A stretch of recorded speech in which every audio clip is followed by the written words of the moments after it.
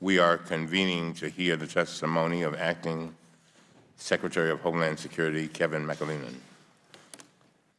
And with that, now I would like to welcome our witness, the Honorable Kevin McAleenan, Acting Secretary of the Department of Homeland Security.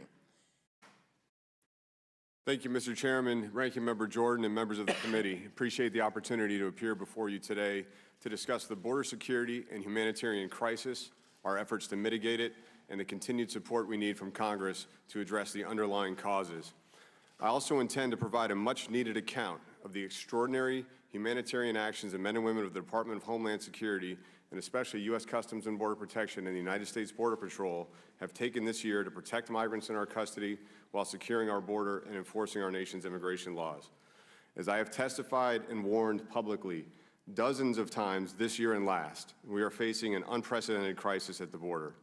U.S. Customs and Border Protection has apprehended or encountered, as we sit here today, over 800,000 migrants crossing our border from Mexico since October 1st, over 90% of whom crossed illegally between ports of entry. Over 450,000 of these apprehensions and encounters were members of family units, and over 80,000 were unaccompanied children.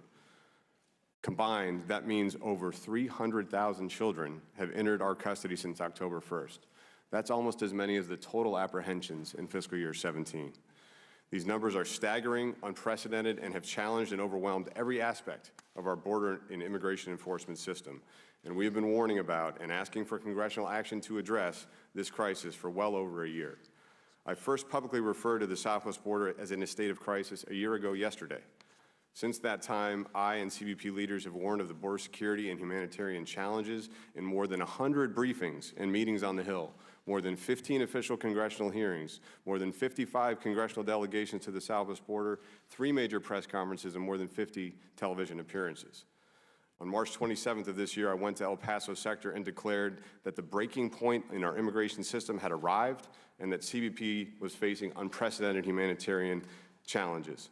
On June 10th, nearly 40 days after we asked Congress for emergency funding, and the same week that the DHS Inspector General was inspecting border facilities, I was explicit about the seriousness of the situation at the border on CNN, and I went well beyond the Inspector General's statements.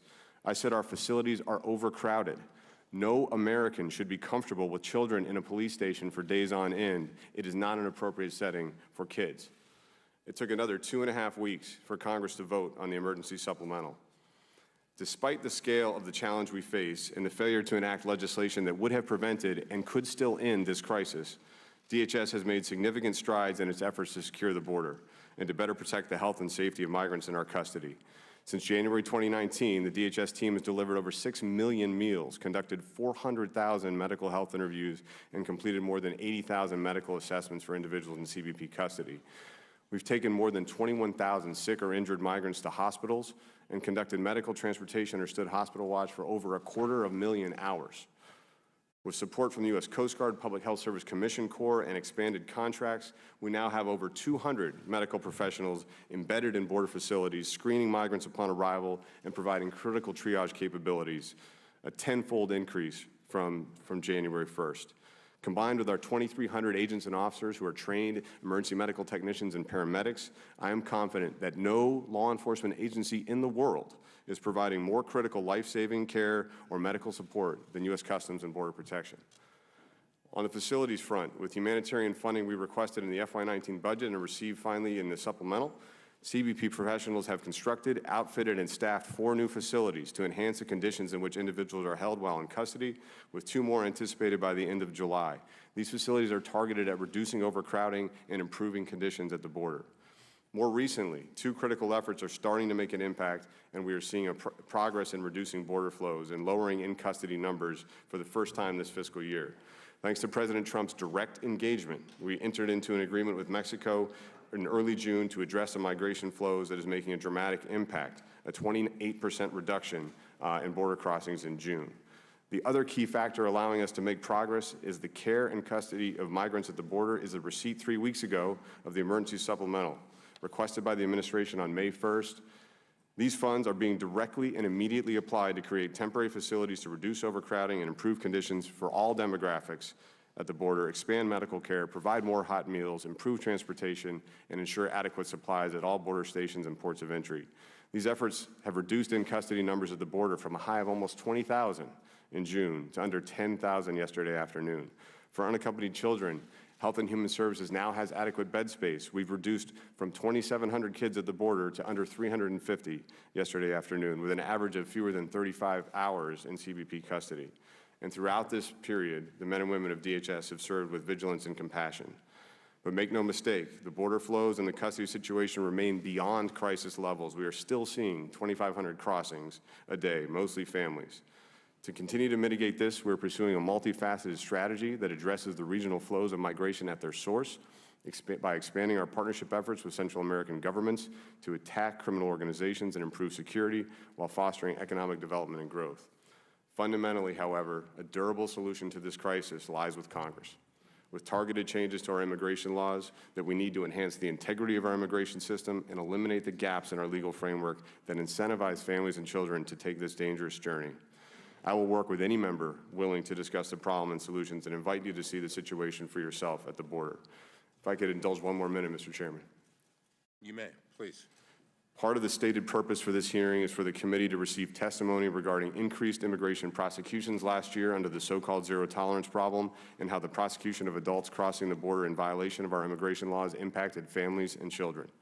This initiative resulted in an increase in prosecutions for violations of Section 1325 of the Immigration and Nationality Act from 20% to 50% and included all amenable adults, even those crossing our border unlawfully with children. These prosecutions, as all criminal prosecutions do, resulted in temporary separations of parents and children. This practice lasted 6 weeks, ended 13 months ago, and has been the subject of ongoing litigation, multiple congressional hearings, committee and inspector general reports, and hundreds of media stories. I have personally testified in a number of these hearings and in several media appearances and answered questions about it. I have acknowledged that this initiative, while well-intended, lost the public trust and that President Trump was right to end it. Under current practice governed by both executive and court orders along with operational guidance, separations of parents and guardians and the children they cross with are rare and are undertaken in the best interest and safety of welfare of the child. In closing, I feel compelled to address current public rhetoric surrounding the ongoing border security and humanitarian crisis. The incendiary and overwrought attacks on the men and women securing our border and enforcing the immigration laws in the interior are unwarranted and damaging. The demonization of law enforcement professionals, U.S. Border Patrol agents, CBP and ICE officers from all racial and ethnic backgrounds, from all faiths and callings, who have chosen a career about protecting others must stop. These false and overheated attacks are not helping to resolve the crisis. Indeed, they diminish the public's understanding and cloud its perception of what is happening. We need, Mr. Chairman, to regain our balance. We need to understand what is incentivizing and driving migrants to put themselves in the hands of dangerous smugglers and embark on this perilous journey to our border in order to have a real discussion on how to solve the problem. I hope that this hearing today can be a step in the right direction. Thank you. Thank you very much. Can we, before we go to Mr. Raskin, can we move those signs, please? Thank you. The audience is trying to see. Thank you very much. And all the members, by the way, have what the signs say, so that's the most important thing. Mr. Raskin. Mr. Chairman, thank you very much. Mr. Secretary, the policy of separating children from their parents has shocked the conscience of our nation. So I want to go to the point that you closed with. You testified in the Senate that child separations are now, quote, extraordinarily rare and, quote, for the safety of the child. You told the Senate Judiciary Committee, quote, we're talking about examples of a parent wanted for murder, a parent who's had a stroke and needs to be taken to the emergency room. But the facts that we've learned on the ground seem contrary to that reassuring picture. Last week, HHS IG official Ann Maxwell told us that her office saw cases in which the Department of Homeland Security separated children based on the parent's criminal history, including, for example, a prior charge of marijuana possession. Mr. Secretary, does a parent's prior charge for marijuana possession justify taking his or her child away? So I want to start with the rare portion of this. Fewer than 1,000 juveniles have been separated from their parents crossing the border this fiscal year. That's with 450,000 crossings of family units. This is carefully governed by policy and by court order that needs to have a criminal background or issue, as you referenced, potential communicable disease or medical emergency, or risk of abuse or neglect from the parent to the child. This is in the interest of the child. It's carefully governed, it's overseen by a supervisor, and those decisions are made. And criminal history, yes, is a factor if there's an extraditable warrant or a prosecution for another offense. Okay, and so do you think that a prior charge of marijuana possession justifies taking children away from the parent? It depends on the totality of the individual case. It's kind of hard If there to were speculate nothing about else, a if there were no other hypothetical. factors.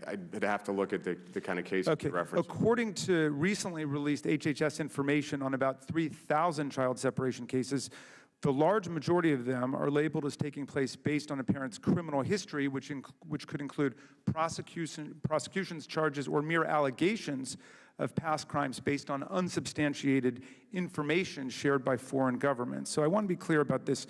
Are separations taking place based on unsubstantiated evidence regarding suspected criminal backgrounds without criminal convictions? So when we have an allegation of a serious crime that we're concerned about, especially if it's from a U.S. jurisdiction, that would be cause to consider separation of that case. We also partner with foreign governments, where we work closely with law enforcement in Central America and in Mexico. And when we have referrals of criminal activity, a conviction, a indictment, or gang affiliation that's substantiated based on our partnership and our understanding of their mechanisms, their information collection procedures, we do take that into consideration in the safety of the child. Let me take a case kind of like that. According to the Houston Chronicle, there was a 19-year-old Salvadoran woman identified as Maria who'd been abused by adult gang members for years. She was present at a gang fight, was taken into custody by the police, but was never charged with anything. But this interaction was enough for border agents to imprison her and to take away her 2-year-old son for more than 5 months.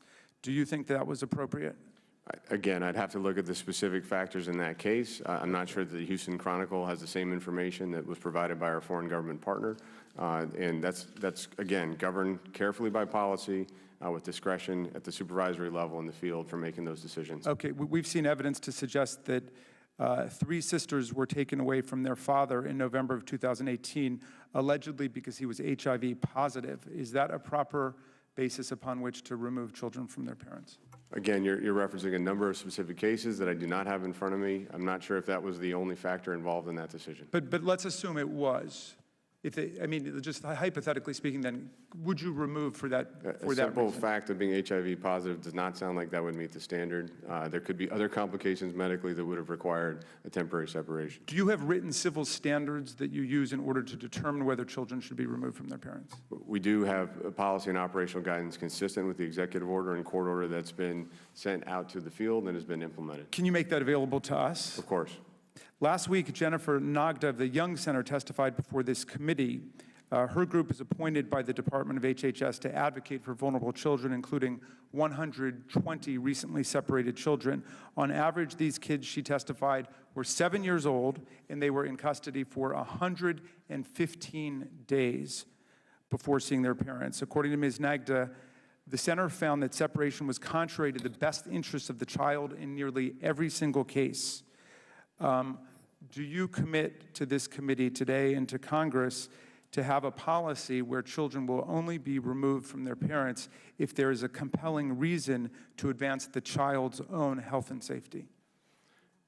So we also have compelling reasons for criminal prosecutions that are also a relevant interest as understood by the court and expressed by the executive order. But I'd be happy to work with this committee to evaluate our procedures on separation, to hear Ms. Nagda's testimony about her concerns, and to consider ongoing how we can improve what we do. I appreciate that. Thank you, Mr. Chairman. Thank you very much. Mr. Cloud. Thanks, Chairman. Thank you for being here, Secretary.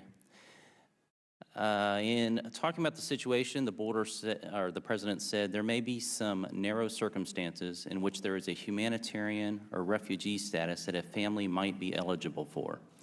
If that were the case, it would be better for them to apply in country rather than to make the various dangerous journey all the way up to Texas to make those same claims. Went on to say, but I also emphasize to my friends here that we have to deter a continuing influx of children putting themselves at great risk in families who are putting their children at great risk. And so I emphasize that within a legal framework and a humanitarian framework and proper due process, children who do not have proper claims and families with children who do not have proper claims at some point will be subject to repatriation to their home countries. Going on, I say this is not because we lack compassion, but because in addition to being a nation of immigrants, we are also a nation of laws. And if you have a disorderly and dangerous process of migration, that not only puts the children themselves at risk, but also calls into question the legal immigration process of those who are properly applying and trying to enter our country. Would you agree generally with this assessment? I didn't hear you say who made that assessment, but yes, from what you read, I would agree with that. It was President Obama 5 years ago. He went on to say that there have been a lot of press conferences about this, referring about this, and the time for it, we need action and less talk, is what he said. And you mentioned all the different meetings that you've been in. He also went on to explain how the economic conditions, wanting a better life, did not fit in that narrow definition of asylum in that same press conference. Could you speak briefly to the magnet that is drawing migrants here?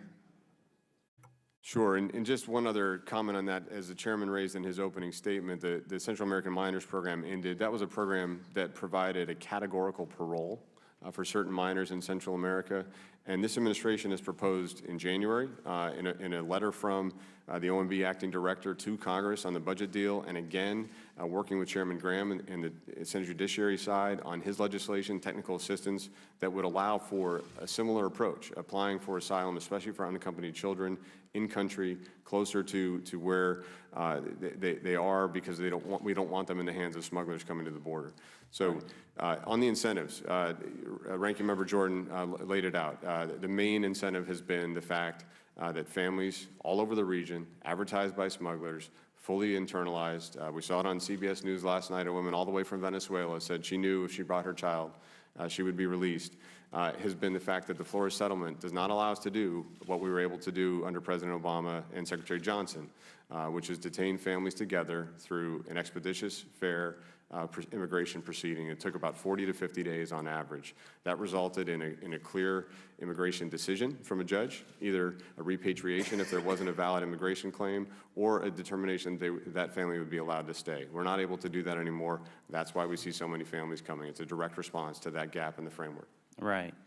Now, definitely this is Congress's job to act. It's our responsibility. We're supposed to fix it. So nothing is meant to, what I say is meant to take us away from that responsibility. But we sent you a letter a couple months ago highlighting 8 actions the administration could take. I wanted to touch on a couple of them in the time that I have left.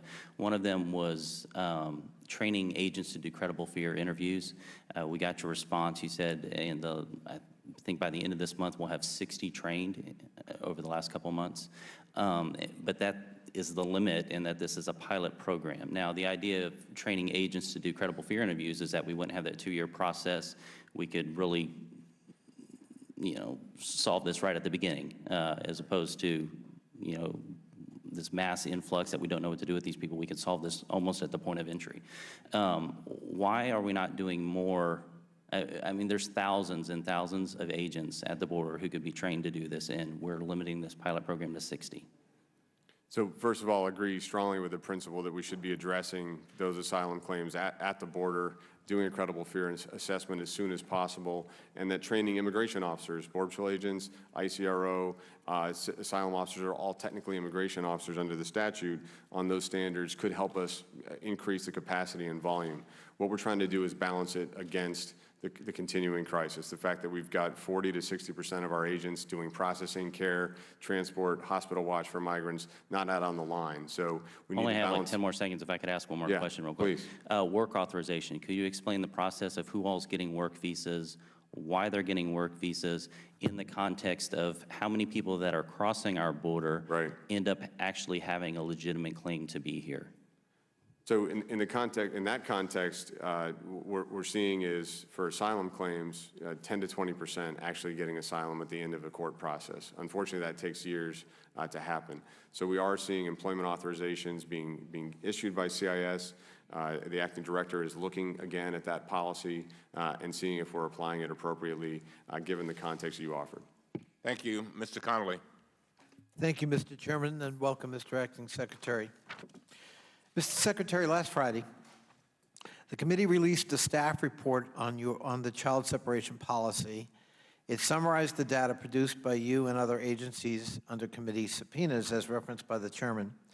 We provided you with a copy of that report last week, and we agreed to delay this hearing in the anticipation that you would review that report. That report included 10 case studies, not 100, not 1,000, and we identified specific children at your department's suggestion by number rather than by name, though we had the names. I want to ask you about one of those cases. I assume you looked at the report. I've reviewed the report, but I'm not prepared to discuss in detail specific cases at this time. Well, I am. There's a child identified in the report as child number 2. We have additional copies of the report, obviously, if you need to refer to them. The records we obtained from you and other agencies show that this child is a baby boy from Honduras who was just 8 months old when he arrived with his dad at the Texas border in May of last year. He was 8 months old. He was taken away from his father and sent to a facility in Arizona. He then spent 6 months in that facility. He had his first birthday there. He spent half of his life without his dad in the custody of U.S. officials. Meanwhile, his dad was transported to 3 different ICE facilities and then ultimately deported after 2 months. Mr. Acting Secretary, why was a child of 8 months held for 6 months while his dad was deported 2 months later? So, Congressman, if the case you're referring to happened in May of 2018, Yes, sir. Do you have the date? Do you have the date? The actual date in May? Yes. We can get it to you. Okay. And again, we'd be happy to go back over these specific cases with you and members of your staff as appropriate. But what I can tell you is that when we implemented the zero tolerance protocols to increase prosecution of amenable adults, including those arriving with children, I specifically directed, and the Chief of the Border Patrol echoed, that that would not include parents traveling with children under 5. So when we've gone back and looked at the cases, and there were a few dozen of separations during that time frame, we've determined that there were other reasons that would comply with the current executive order or court order for separations of children under 5 that occurred during the zero tolerance period. So if this is in that period, All right, I would imagine there's... I'm running out of time. I just want to clarify what you said. Forgive me for interrupting, but I want to make sure I understand what you said. Normally, you're saying your policy would not have allowed this. Something must have happened that made an exception to your normal practice. Is that what I understand? Basically, yes. I mean, this was during the zero tolerance period. If it was after May 7th or so, if it was before then, it would have been under historical approaches. In either case, there must have been another issue with the adult or a concern that we want to follow up on. Let's say there was, Okay. in theory. But isn't there something wrong with deporting the dad and keeping the infant? I mean, don't we have a tracking system in place? Sure. That would have caught that and said, hey, we gotta link these two up. That's a dad like you, Right. with his child, a baby, 8 months old. But by ICE policy, if they're going to remove an adult who arrived with the child, it is up to that adult to choose whether the child should be repatriated with them. I got one more question for you. On the Erin Burnett show, the acting director of USCIS, Virginian, Mr. Cuccinelli, actually blamed the father for the death of himself and his daughter crossing the Rio Grande. It turned out, of course, that Oscar Alberto Martinez Ramirez, who left El Salvador on April 3rd, actually his daughter had jumped into the river and he tried to rescue her. Mr. Cuccinelli said, and I'll end in this, that father didn't want to wait to go into the asylum process, so he decided to cross the river, and therefore it was his fault. Do you share that sentiment? Is that the philosophy of your department? I think what happened to Oscar and Valeria is a tragedy. I think they deserve better. They deserve a legal framework in our country that doesn't incentivize unlawful crossing, and they deserve an opportunity to apply for protections if they warrant them as close to home as possible. Ms. Miller. Thank you, Mr. Chairman and Ranking Member Jordan. And thank you very much for being here today. In April, I took a trip with my colleagues to Guatemala to see firsthand the results of human trafficking and abuse of women that occur in the country. I saw with my own eyes the devastating impacts that human trafficking has on the young girls. And I know that this same trafficking is occurring at the border, our border.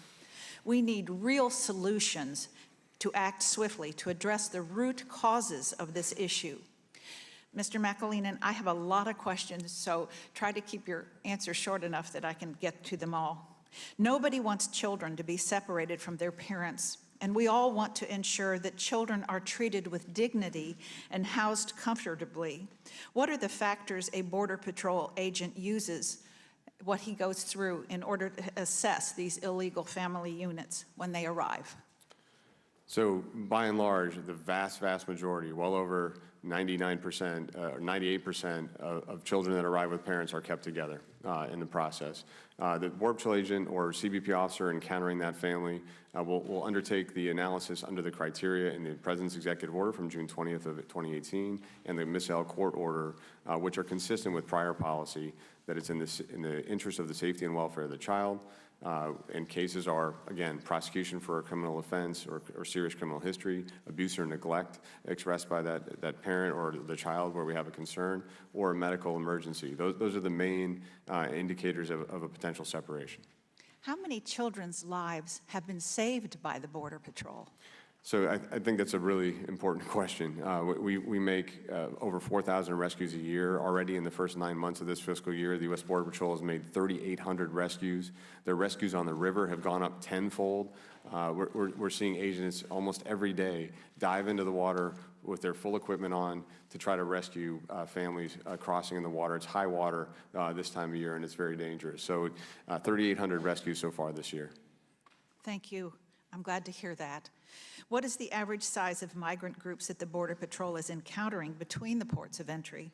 And how is that impacting the Border Patrol's operations? Yeah, this year has been unlike any other we've seen in our history, with well over 150 large groups of more than 100 migrants crossing together. We peaked with a group of 1,036 migrants crossing as one group, all from Central America. 900 plus of them were family units.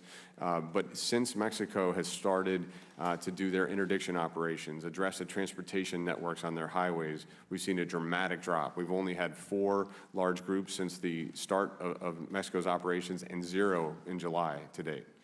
Wonderful. How is it the policy for separating children from their parents? What do you use, except in the zero tolerance? What's different in this administration and past administrations?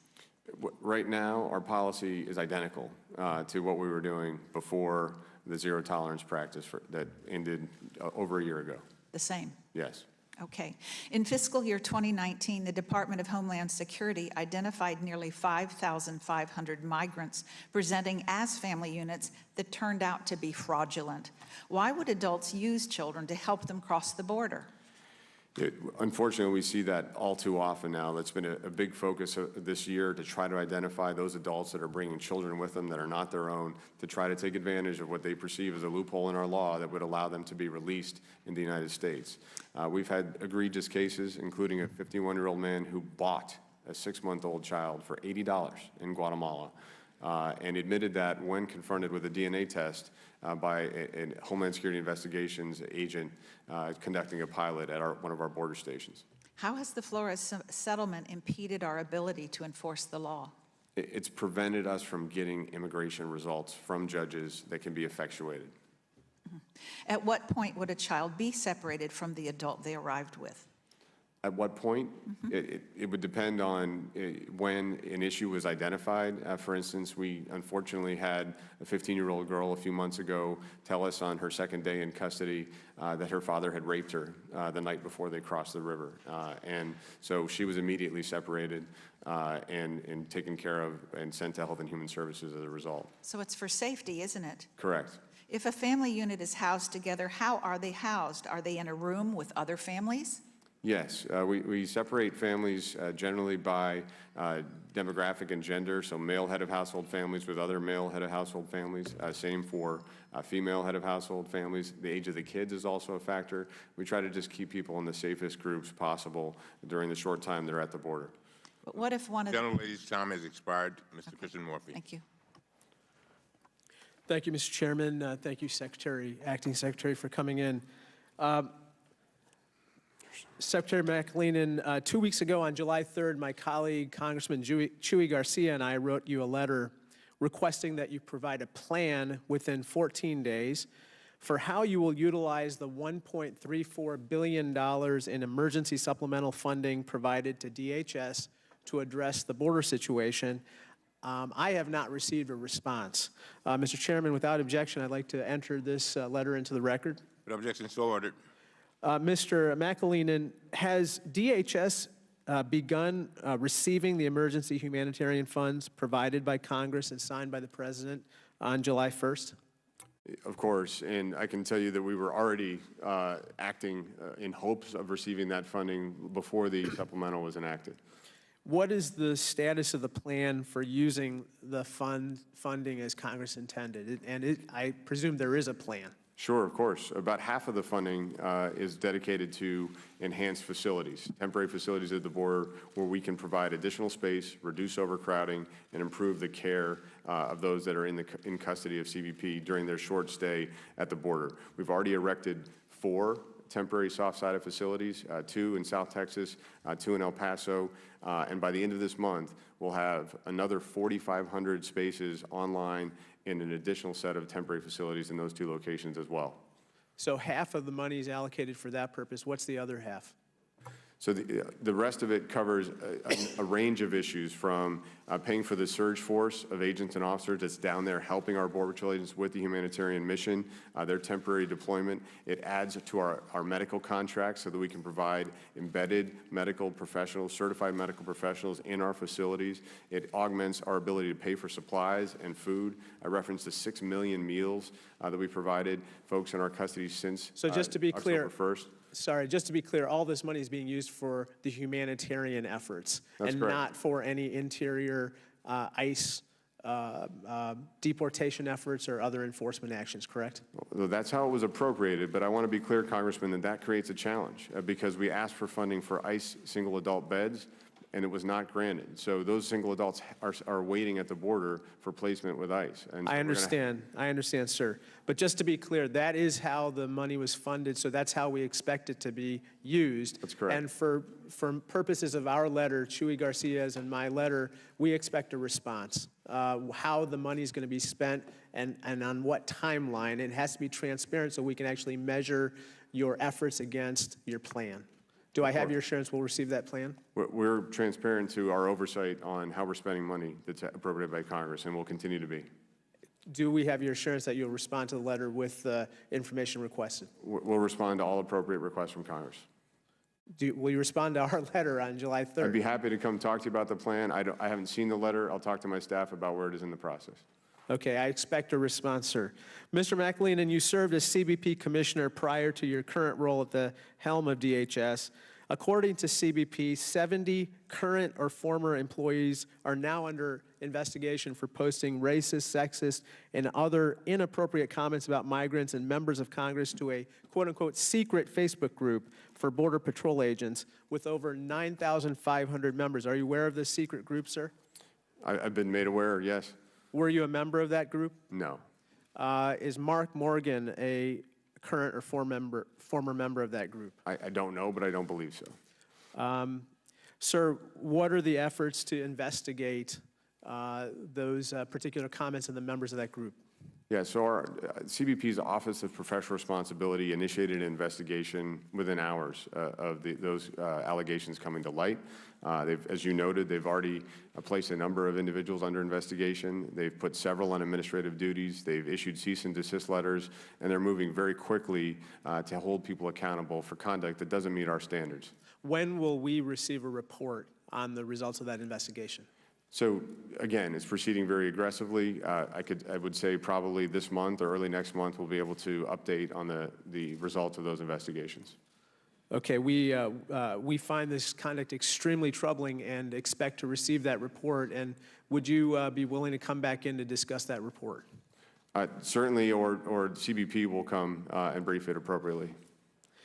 Sir, last question, which is this. The zero tolerance policy that was adopted, how do you define zero tolerance under this administration with regard to immigration policies? Consistent with the President's executive order from January 25th, 2017, that we would no longer have categorical exceptions to enforcement of immigration law, one, and two, under the Attorney General's April 6th letter, which was to have all 1325 unlawful entry cases be submitted, that was the goal, submitted for prosecution by DOJ. I thought you were finished. Please finish. During zero tolerance, the prosecutions increased from about 20% of amenable adults to 50% of amenable adults by eliminating that categorical exception. Thank you very much. Mr. Roy. Thank you, Mr. Chairman. Quick question in response to my colleague's questioning just now. Is it true that $0 are included in the supplemental that just passed for ICE detention for single or family units?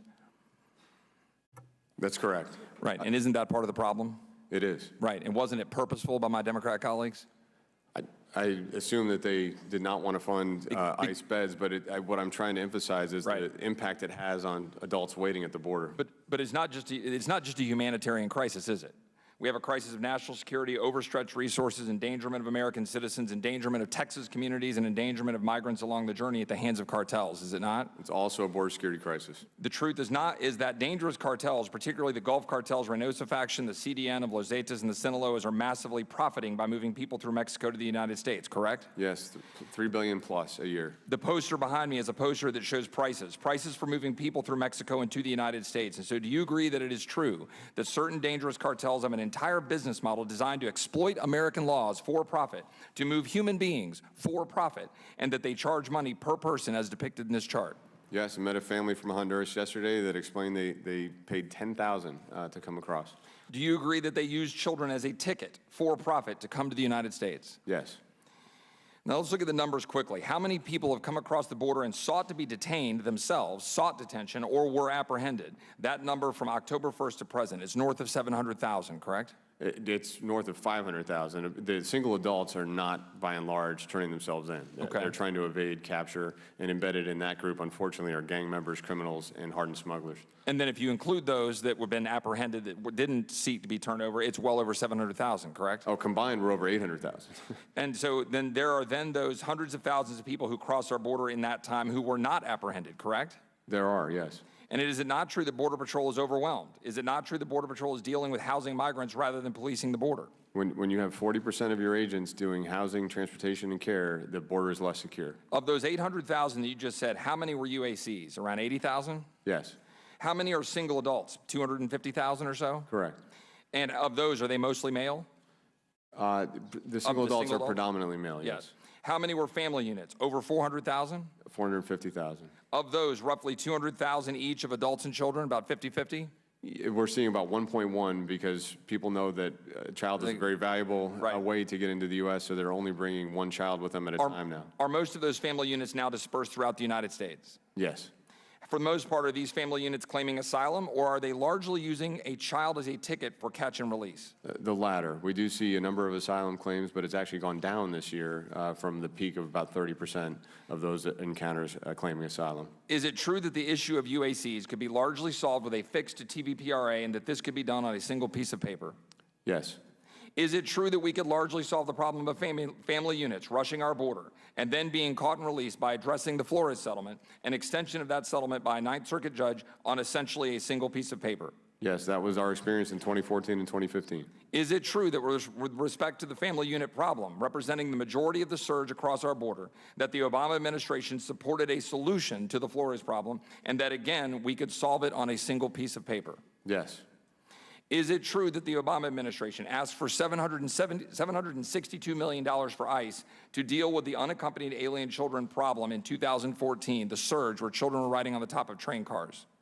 Yeah, we all asked for additional appropriations at DHS to deal with the unaccompanied child surge, yes. And does that amount seem correct, the $762 million? That sounds like it's in the ballpark. That is what I'm told. Is it true that the supplemental just passed only provided $200 million for ICE in response to a much larger crisis today, and that it came with significant restrictions on how it can be used? That's correct. To repeat again, $0, purposely $0 for ICE beds and ICE detention. Is that correct? That's correct.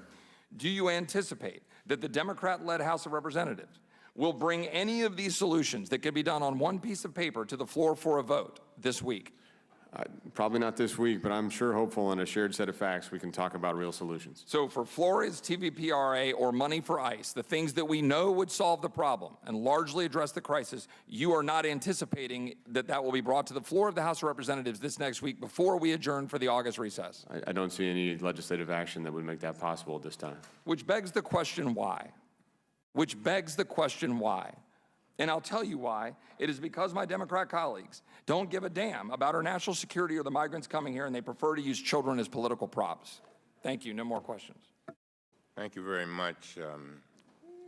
As I said a little bit earlier when I opened, I think we need to be careful about the motives of our members, and that goes to both sides.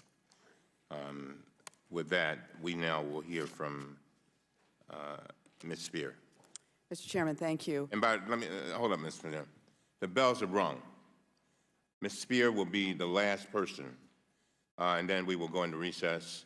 And as I said a little bit earlier, we will let you know exactly. We have 3 votes, I understand. And then, is it 3? 3, possibly 4. 3, possibly 4 votes. So I'm just letting you know. Ms. Spear. Thank you, Mr. Chairman. Thank you, Director. I was with 16 other colleagues at the border at McAllen and Brownsville last weekend. It's my 2nd trip to the border. Have you been there, sir? Several dozen times. All right. So this is familiar to you.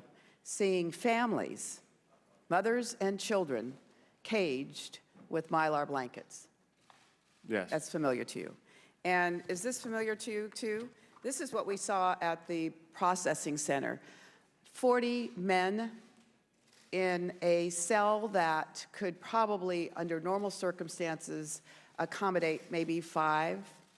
This man is putting his fingers up, showing that he has been there for 40 days and 40 nights without a shower and without being able to brush his teeth. And I confirmed that with the Border Patrol officers there. This would not be allowed as a kennel for dogs. Yet that's how we're housing them. And you know the Sallyport is filled with yet another 400 or 500 men as well. It's unacceptable, and it has to change. We don't treat human beings like that. Now, I'm going to ask you to Can I respond to those comments? You can after I ask you this question. I want to ask you about a case study that is in our report that you've had the benefit of looking at. You've had it since last Friday. It's child number 3. He was 19 months old when he arrived from Honduras at the southern border in Texas with his father in April of 2018. He was taken from his father and transported to foster care in New York before being released to a sponsor 6 months later. During the time, the toddler's father was sent to ICE detention facilities in Texas, New Jersey, and New York before being released. Why was this 19-month-old baby taken from his father? So first on the conditions, there's no one in this room that is warned more often or more stridently about the overcrowding and the conditions in our facilities than I have. So I'm very concerned about them. I've been asking Congress for help. We did not get the money for single adult beds that would allow us to move those adults out of our custody from Congress. So I just want to make that point very clear. Secondly, on this case, as I said to Congressman Connolly, I'd be happy to follow up on specific cases. I don't have the details on this case today, but what I explained as well Here's is the that problem. You've had this report since last Friday. You should have come prepared to answer these particular cases. So I'm wondering why you weren't able to do so. So I've reviewed this report, and I've explained to Congressman Connolly our policy. I directed, and the Chief of the Border Patrol implemented during the period of zero tolerance, that we would not separate, we would not prosecute an adult that would result in a separation from their child if the child was under 5 years old. Okay, so if that happened, it was likely due to another issue in that adult's history or in the situation with that child that resulted in the separation. So I want to be clear on that. We don't know then if the toddler was ever reunited with the father.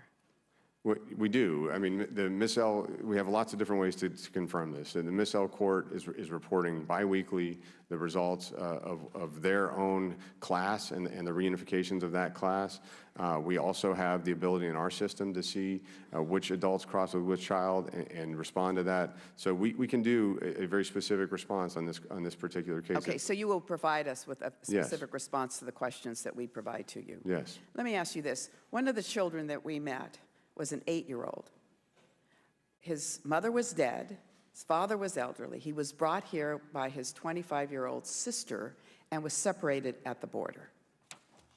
There was another young 16-year-old with an infant that has a mother in New York, but is going to not be reunited with her sponsor for as much as 60 days. Some of these cases are being handled in a way that doesn't recognize if you're a family unit, the family unit should be retained.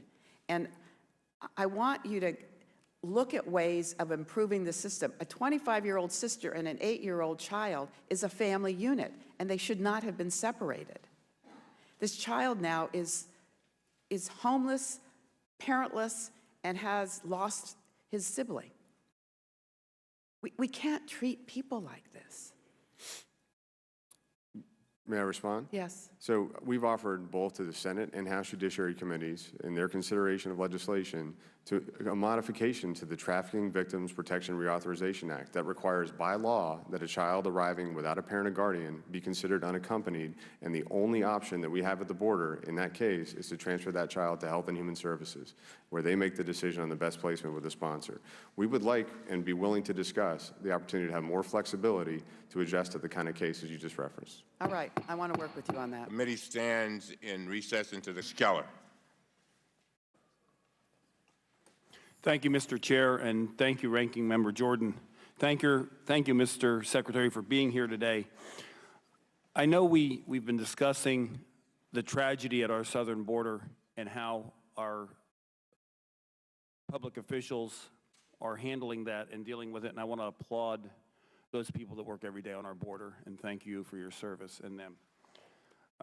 It's a tragedy. As a father and a grandfather of 2 little girls, it's a tragedy when children suffer under bad circumstances. And we've talked about ways that we might improve what's happening at our southern border so it intake facilities and so forth, they aren't overcrowded.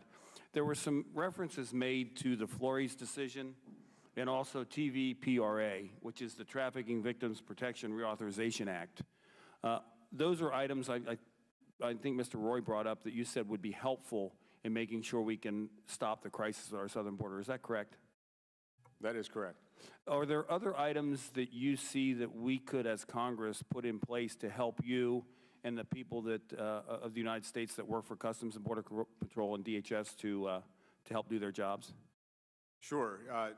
We've talked about 3 targeted changes that are most important to addressing the crisis and the flows coming to our border. You just mentioned 2 of them. Modifying the Flores settlement to allow us to detain families together in an appropriate setting through their immigration proceedings. Amending the TVPRA to allow repatriation of children to non-contiguous countries. But we've also added the opportunity for children to apply for asylum from Central America as a potential balance in the legislation we've been discussing. But the 3rd change is a modification of the front end of the asylum process, what's called the credible fear standard. Currently, it's a possibility of proving an asylum case.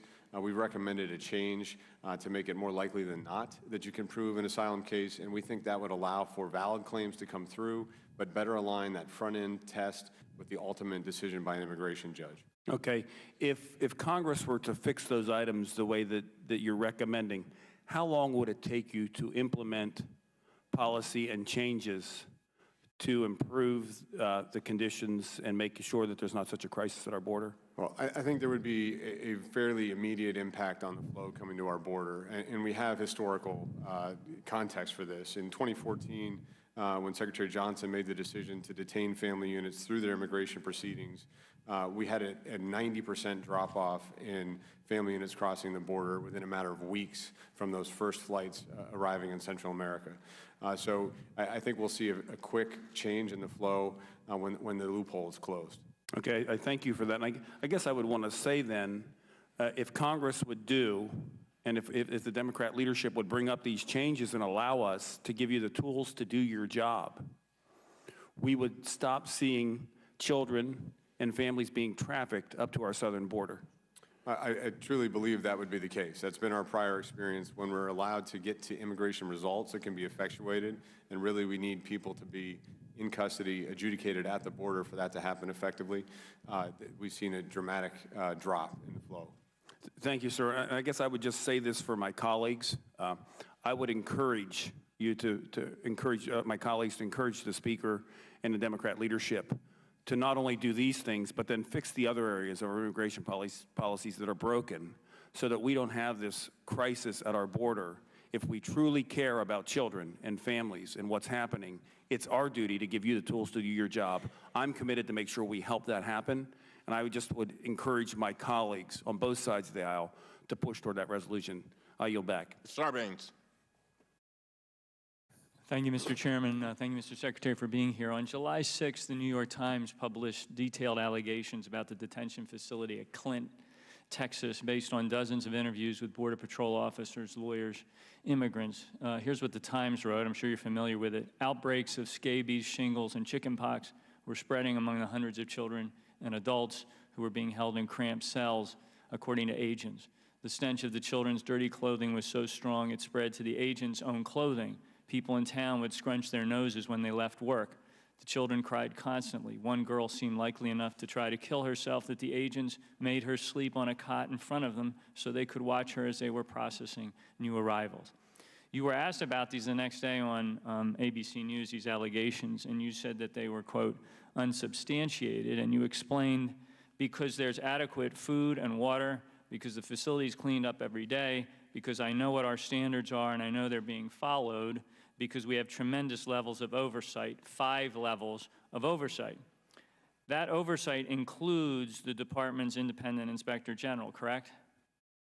Yes. And it also includes lawyers who monitor compliance with the Flores settlement to ensure the children are protected, correct? It does include the court oversight, which is partly done through the Flores monitors. So you, in a sense, in that statement, you're citing all these various levels of oversight, but that includes the IG, and it includes the lawyers who do the monitoring under Flores. Well, as you probably know, the IG testified in front of our committee on Friday, along with a lawyer who inspected that facility and interviewed children. The IG had inspected 5 detention facilities in the Rio Grande Valley, housing over 2,500 children. She found that more than 800 had been held longer than the 72 hours permitted under the Flores Agreement and under CBP's internal standards, which are known as TEDS. This included at least 50 unaccompanied children younger than 7 years old, many of them in detention for over 2 weeks. Do you agree, you must do, that holding young children in overcrowded detention cells for over 2 weeks violates both the Flores decision and the TEDS standards? So not only do I agree, while the IG was touring our facilities on June 10th on CNN, I said that no American should be comfortable with children in a police station for days on end. That's not an appropriate setting for kids. The IG also testified the teams, quote, the teams also documented additional instances of noncompliance with applicable detention standards. These included noncompliance with standards applicable to the detention of alien children, including lack of access to hot meals, showers, and a change of clothes. You don't seem to be disputing the IG's findings that DHS violated both Flores and its own detention standards. Congressman, I'd like the opportunity to quickly unpack these very different sets of allegations. The problem is I'm going to run out of individually. time, so if I have time at the end, I'm going to let you unpack that. But I just want to reference what Elora Mukherjee, which is a lawyer who visited Clint as part of the Flores oversight, and she was testifying to, quote, seeing children who were dirty, children who wore clothing that was visibly stained with dirt, nasal mucus, breast milk. None of the children she interviewed reported having access to soap to wash their hands. She said that many children had not showered or bathed for days. Some had not showered or bathed once since crossing the border. They reported they did not have access to clean clothing. So I understand that there's a debate about why we're where we are, but there cannot be any debate, and I assume you agree, that when you're dealing with children, there are basic standards, humanitarian standards, when it comes to their treatment that need to be followed. This is gut-wrenching testimony that we got.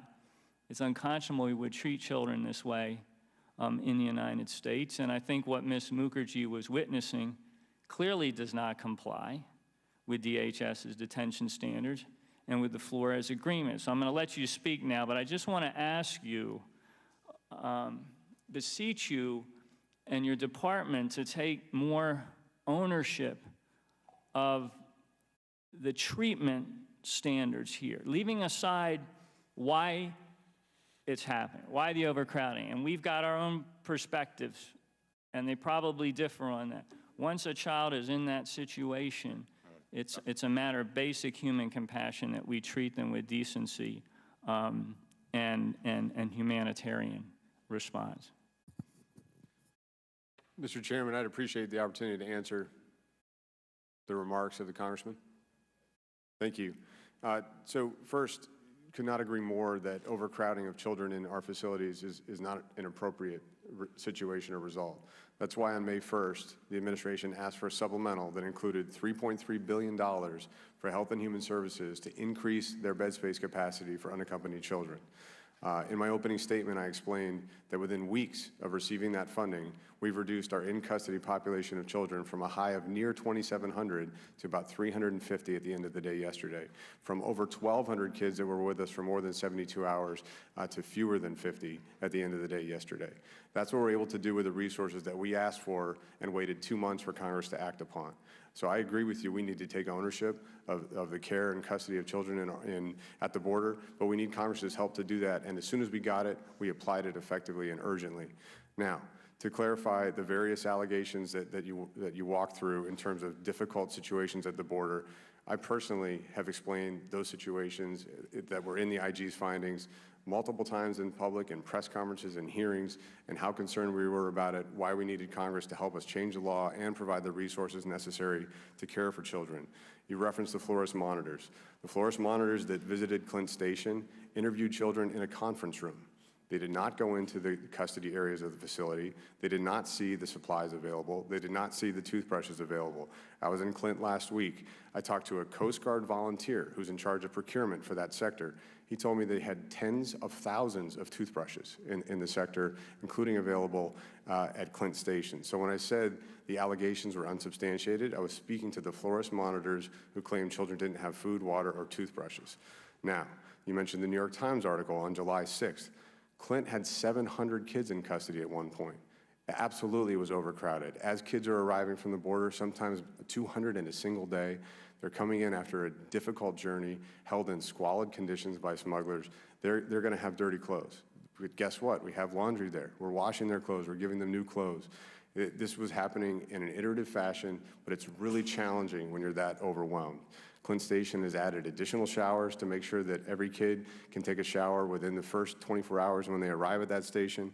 And it's been a huge effort on behalf of those men and women to do their absolute level best to take care of children.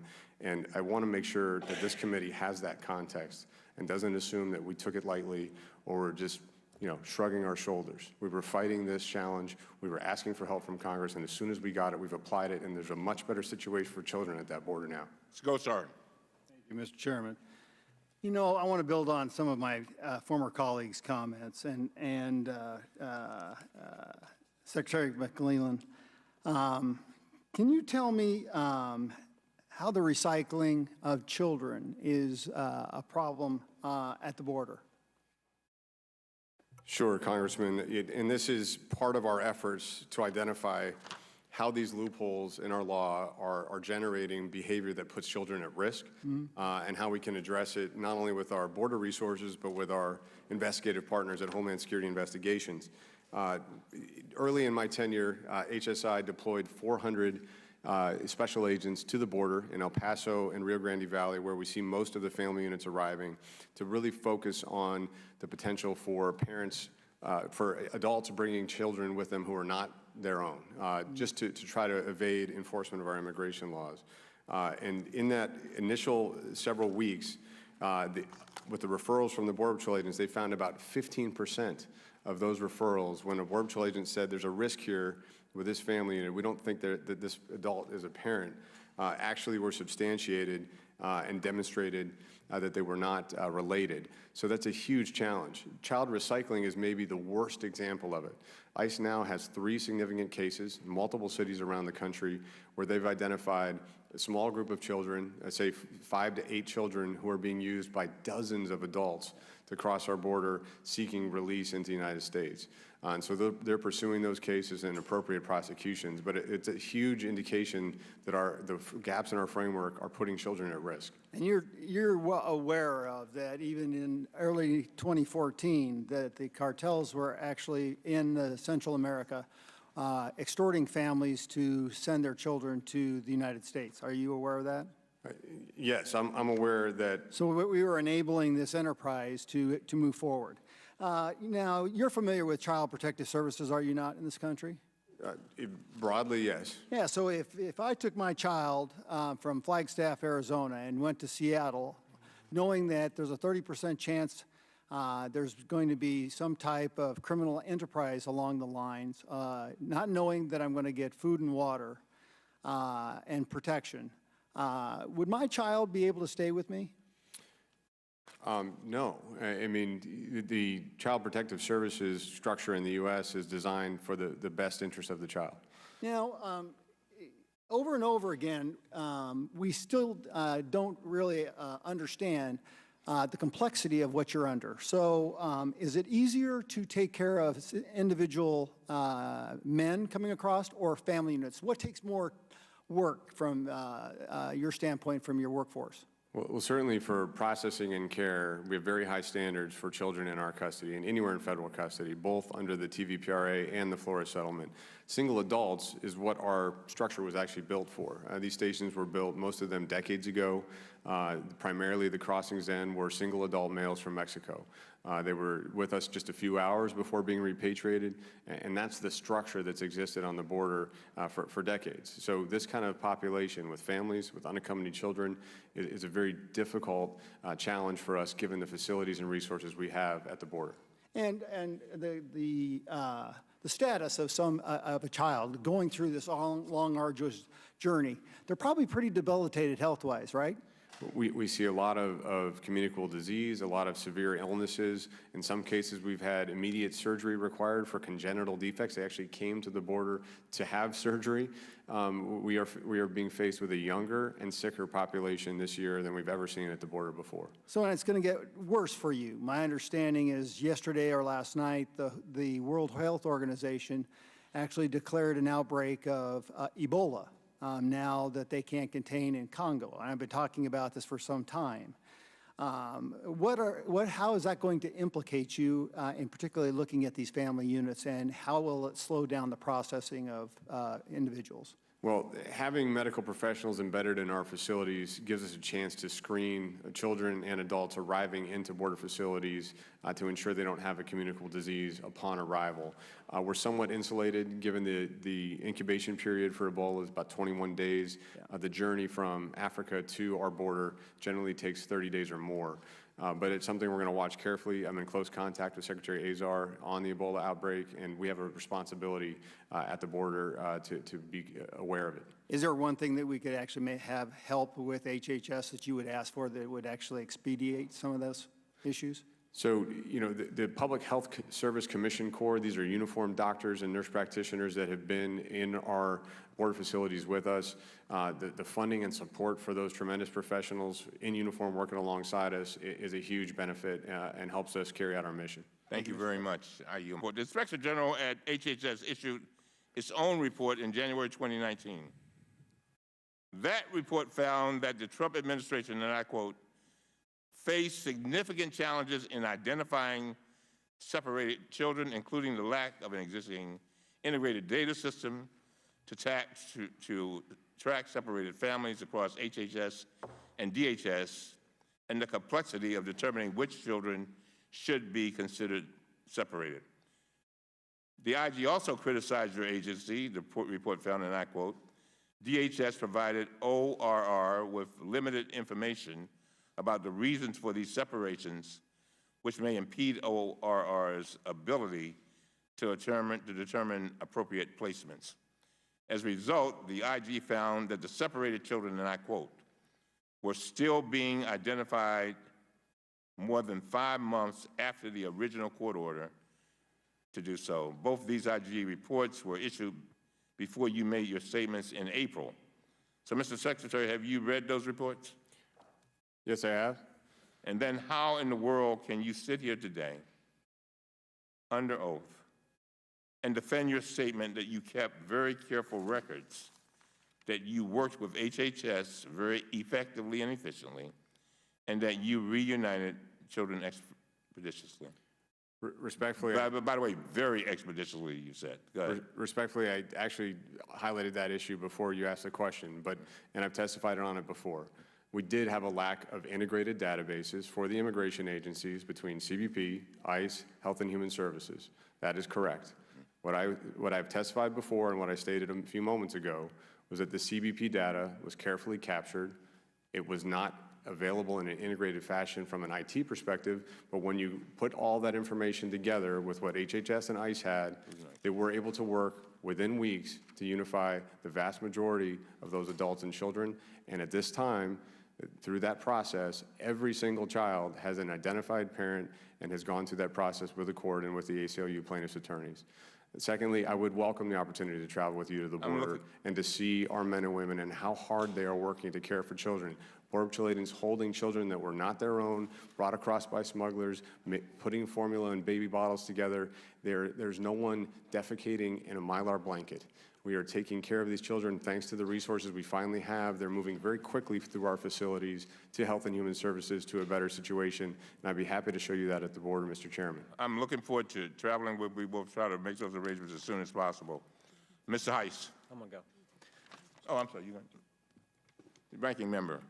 Mr. Secretary, would it have helped if you'd have got the resources when you asked for them? Of course. When did you become secretary? I became acting secretary on April 8th. This year? April 10th of this year, yes. A couple weeks later, you asked for money, didn't you? Yes. You asked for money because they won't address the underlying problem. What's causing the problem? They won't fix the asylum law, won't fix floors, won't build the border security wall, say it's not a crisis, say it's manufactured, say it's contrived when it actually is a crisis. Then the crisis gets even worse, and then they blame you, who took the position in April and asked for help 3 weeks later. And then they wait 2.5 months to send the money. And when they send the money, we had the picture a little bit ago of the 40 individual males in the adult males in the facility. You asked for ICE bed money, what'd they say? They didn't provide it. Didn't provide it. And yet you're the bad guy. You take the position in April, ask for resources a couple weeks later, they deny the resources for 2.5 months, and then when the problem gets so bad, they say, oh, it's your fault. Even though you've been trying to address the underlying problem, and then when they won't do that, you say, at least give us money to fix the crisis that you all helped us create because you wouldn't address the underlying problem. It gets so bad, they finally send the money, but they still put limitations on you because they want the political issue. When we're talking about kids, we all care about the kids. This is ridiculous. Let me ask you this. We all know there's a crisis on the border. Does accusing CBP agents of torture help with the crisis? In no way. Does accusing CBP agents of working at concentration camps help with the crisis? No, it obfuscates the real issues. Does it, when the chairman of the House Judiciary Committee accuses folks down there working hard of negligent homicide, does that help with the crisis? Of course not. Would abolishing ICE help with the crisis? No. Would abolishing your entire agency help with the crisis? No.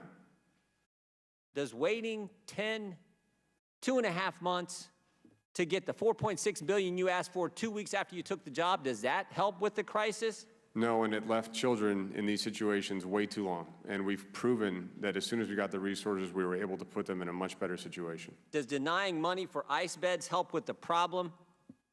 No, that's contributing to overcrowding that still exists today. I don't know how many times you've said it already. You said it with Mr. Roy and I think Mr. Keller. 2 things right now would help. Give you the money for the ICE beds and fix floors. And I think you said to Mr. Keller, you think that would be almost immediate action, immediate help. Within a couple weeks, you would see the message sent so these people won't take this dangerous trip. That would help immediately. Is that right? That is right. Yet the majority doesn't want to do it. Doesn't want to do it. Chairman just called it a deficit. He accused you and your agents and your agency of a deficit of empathy. You want to respond to that, Mr. Secretary? I can tell you that the men and women of DHS and me personally are Where's working. that picture? Hey, I'm going to interrupt you 1 second. Then I want you to take as long as you want. Put this picture up. Does that look like a deficit of empathy right there? Not at all. That's the kind of stuff that happens every single day on the border, doesn't it? Right. I just wonder, why would an agency, if they have a deficit of empathy, create a border search, trauma, and rescue team to try to protect people that are making this dangerous crossing? They make over 4,000 rescues a year on their own time, and with a collateral duty apply to be emergency medical technicians so they can help people in dangerous conditions. Where's the deficit of empathy there? These are predominantly Latino Border Patrol agents. They have children of their own, and they're out there trying to protect them on the line and trying to do the best they can to take care of them. Well, you just said something there. You said they're predominantly Latino border agents. That's correct. Majority of your Customs and Border Patrol agents are of Latino descent, Hispanic descent? Border Patrol agents, yes. Yeah, it just doesn't help. It doesn't help. At some point, we have to get past all this and focus on what is driving the problem. And we all know what it is. Flores has to be fixed. The asylum law has to be, the loopholes, that has to be addressed. And frankly, while we're getting that done, why don't we give you a few more dollars so you can take these adult males, have enough beds for them so they're not in the kind of facility that the picture was put up earlier, right? That would be great. And oh, by the way, maybe if we had a border security wall, that would help as well, because not all these people are coming to ports of entry. A lot of folks are coming across too. I mean, all this is part of the problem. Let's fix it. Let's fix it instead of just saying the things we've been saying. With that, Mr. Chairman, I yield back. Thank you very much. Ms. Norton. Thank you, Mr. Chairman, and I want to thank you, Mr. McAleenan, for your testimony. And I know I speak for this entire committee when I thank the border personnel for the work they're doing well beyond the call of duty. There is no disagreement about that. I just want to see where we were in order to see where we've gotten, because some of your testimony has been very helpful in showing progress, and I understand that you're fairly recently there. But what you had to deal with is a policy where 4,000 children were separated from their parents since mid-2017. There was a cancellation, I want you to note this, of what had proved one of the few successful policies that was from the Obama era, which apparently kept people out of detention, it's called the Family Case Management Program, where families had to report, having been released, had to report, and there was a 99% success rate on that. Only a tenth of what the family detention costs. Then there was another Trump administration policy where they targeted sponsors of children for arrest and deportation. And I'm talking about, our figure is 170 potential sponsors who came forward for these children. Well, then they were deported. So you can see the effect that would have. That has chilled that humanitarian response. Now, Congress has prohibited that practice now, I'm pleased to say. But it is still having an effect because DHS and HHS are sharing records, so people are not stepping forward. And then, of course, there was the metering process. And we've discussed that in this committee. And DHS found that limiting the volume of asylum seekers, and here I'm quoting, entering at ports of entry leads some aliens who would otherwise seek legal entry into the United States to cross the border illegally.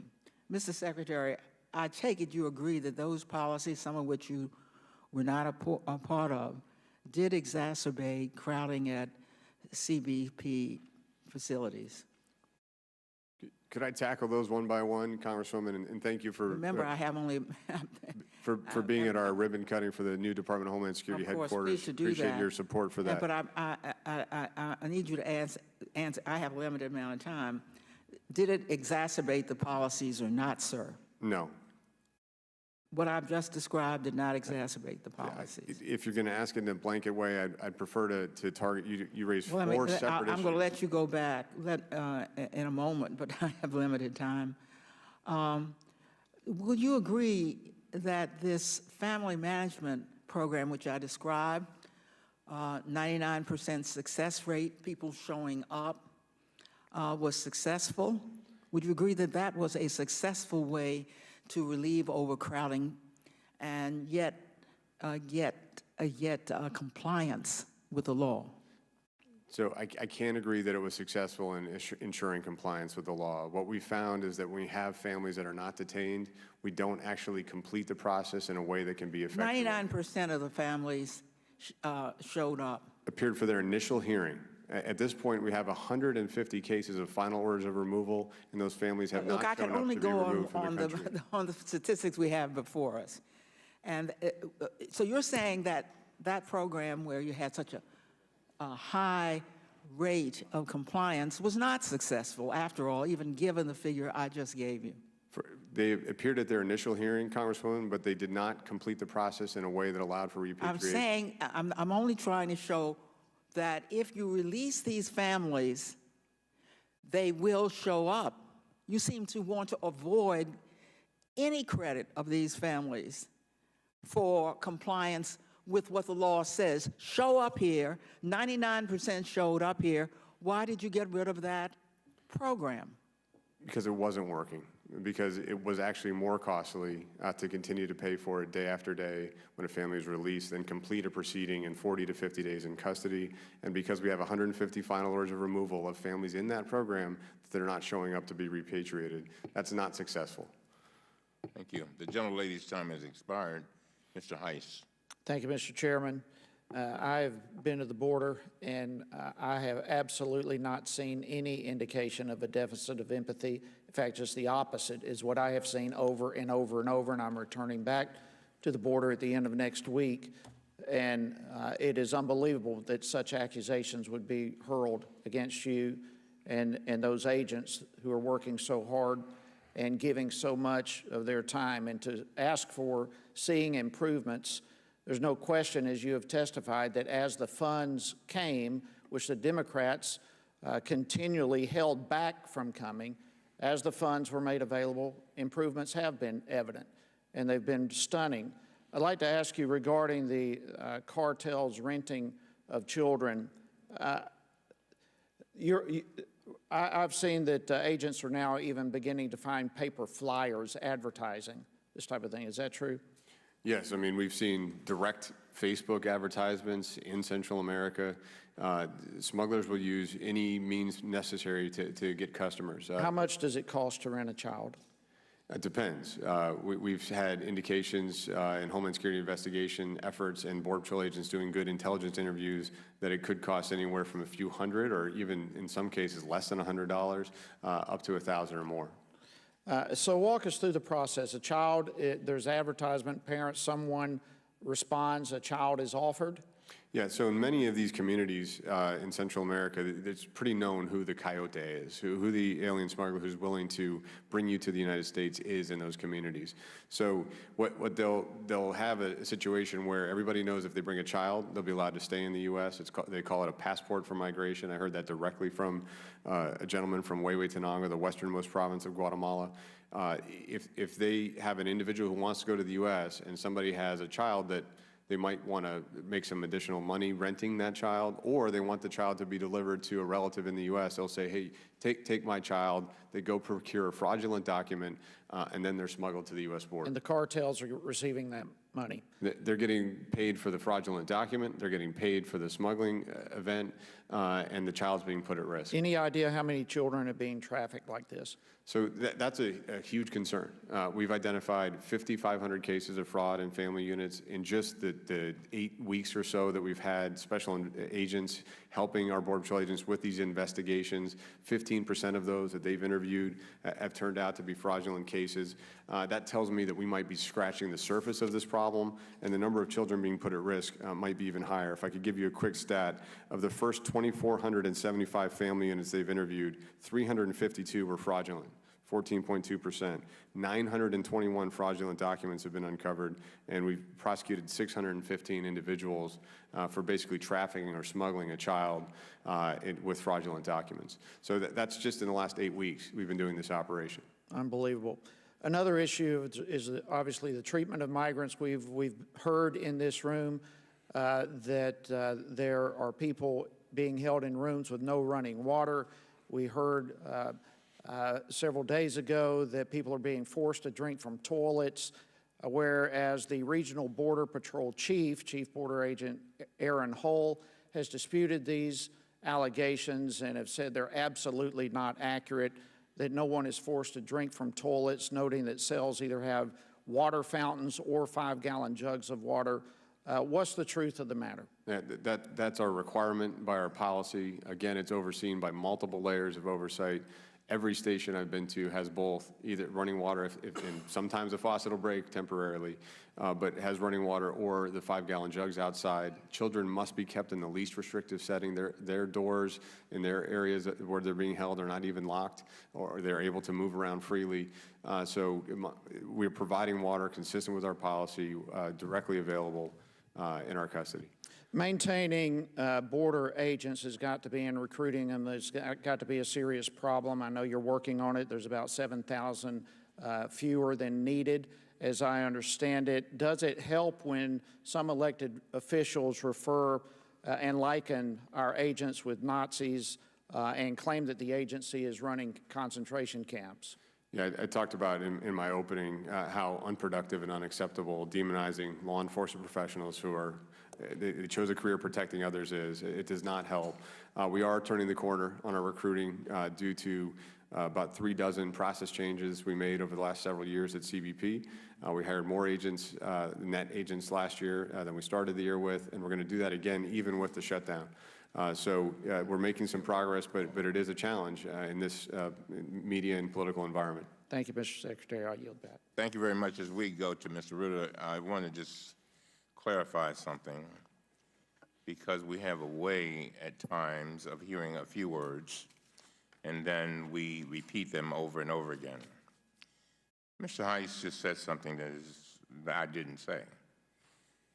And from the very beginning, I said, I don't want us to get confused with regard to the, Mr. Secretary, with regard to the good work that the folks down there are doing. What I was saying, and I know what I said, is that you were a co-signer of the zero policy document. Is that right? Would you agree? Would you like the context on that, Mr. Chairman, or just no? I just want because I'm really not, I just want to make a point. Just trying to correct him. Yeah, You were involved in that policy. I signed a memo Right, you presenting signed a memo. options for increasing prosecutions for immigration violations at the Okay, border. and I will give you time later on to explain that. And all I'm saying is I felt that there was an empathy deficit there in that. Not knocking the Border Patrol people, and didn't say that. All right, now, Mr. Ruda, Mr. Gomez. Mr. Gomez. Thank you, Mr. Chair. Before I start, I want to break up my questioning. The percentage of the individuals coming from, that are apprehended at the border, what's the percentage from Mexico? What's the percentage from Guatemala? What's the percentage from, you know, the three countries, Guatemala, Honduras, and Nicaragua? So this is the first year, Congressman, that we've had a higher percentage from any country other than Mexico. And for every month of this year, the number's been higher from Guatemala than Mexico. And for 5 of the 9 months this year, the number's been higher from Honduras than Mexico as well. And additionally, have you heard of the fact that net migration from Mexico is inherently zero? I have. Additionally, the undocumented population in the U.S. has decreased, and that's because a lot of Mexicans are returning back to Mexico. I've definitely seen studies on the first point. I'm not sure that second point would be accurate at this stage, given the flow we've seen this year. So, and the reason why I want to bring that up is that there was a claim made earlier that says immigrants know if they bring a child to the border that they'll be able to cross and to get asylum into this country. And it seems that we only focused on what they call the magnet, right? Right. But yet at the same time, do the Mexicans also know about this magnet? The fact that, as you claim? Actually, we're able and much more successful at repatriating Mexican families than non-contiguous families. But as you noted, the numbers have been down from Mexico, not necessarily because they couldn't take advantage of the same loopholes, but because Mexico's economic development and opportunity creation has exceeded the push for migration. They've also had a very significant demographic shift where the birth rate is about similar with the United States. Yeah. So I don't believe that that's a lack of taking advantage of the loophole. Okay. My point, that's exactly my point.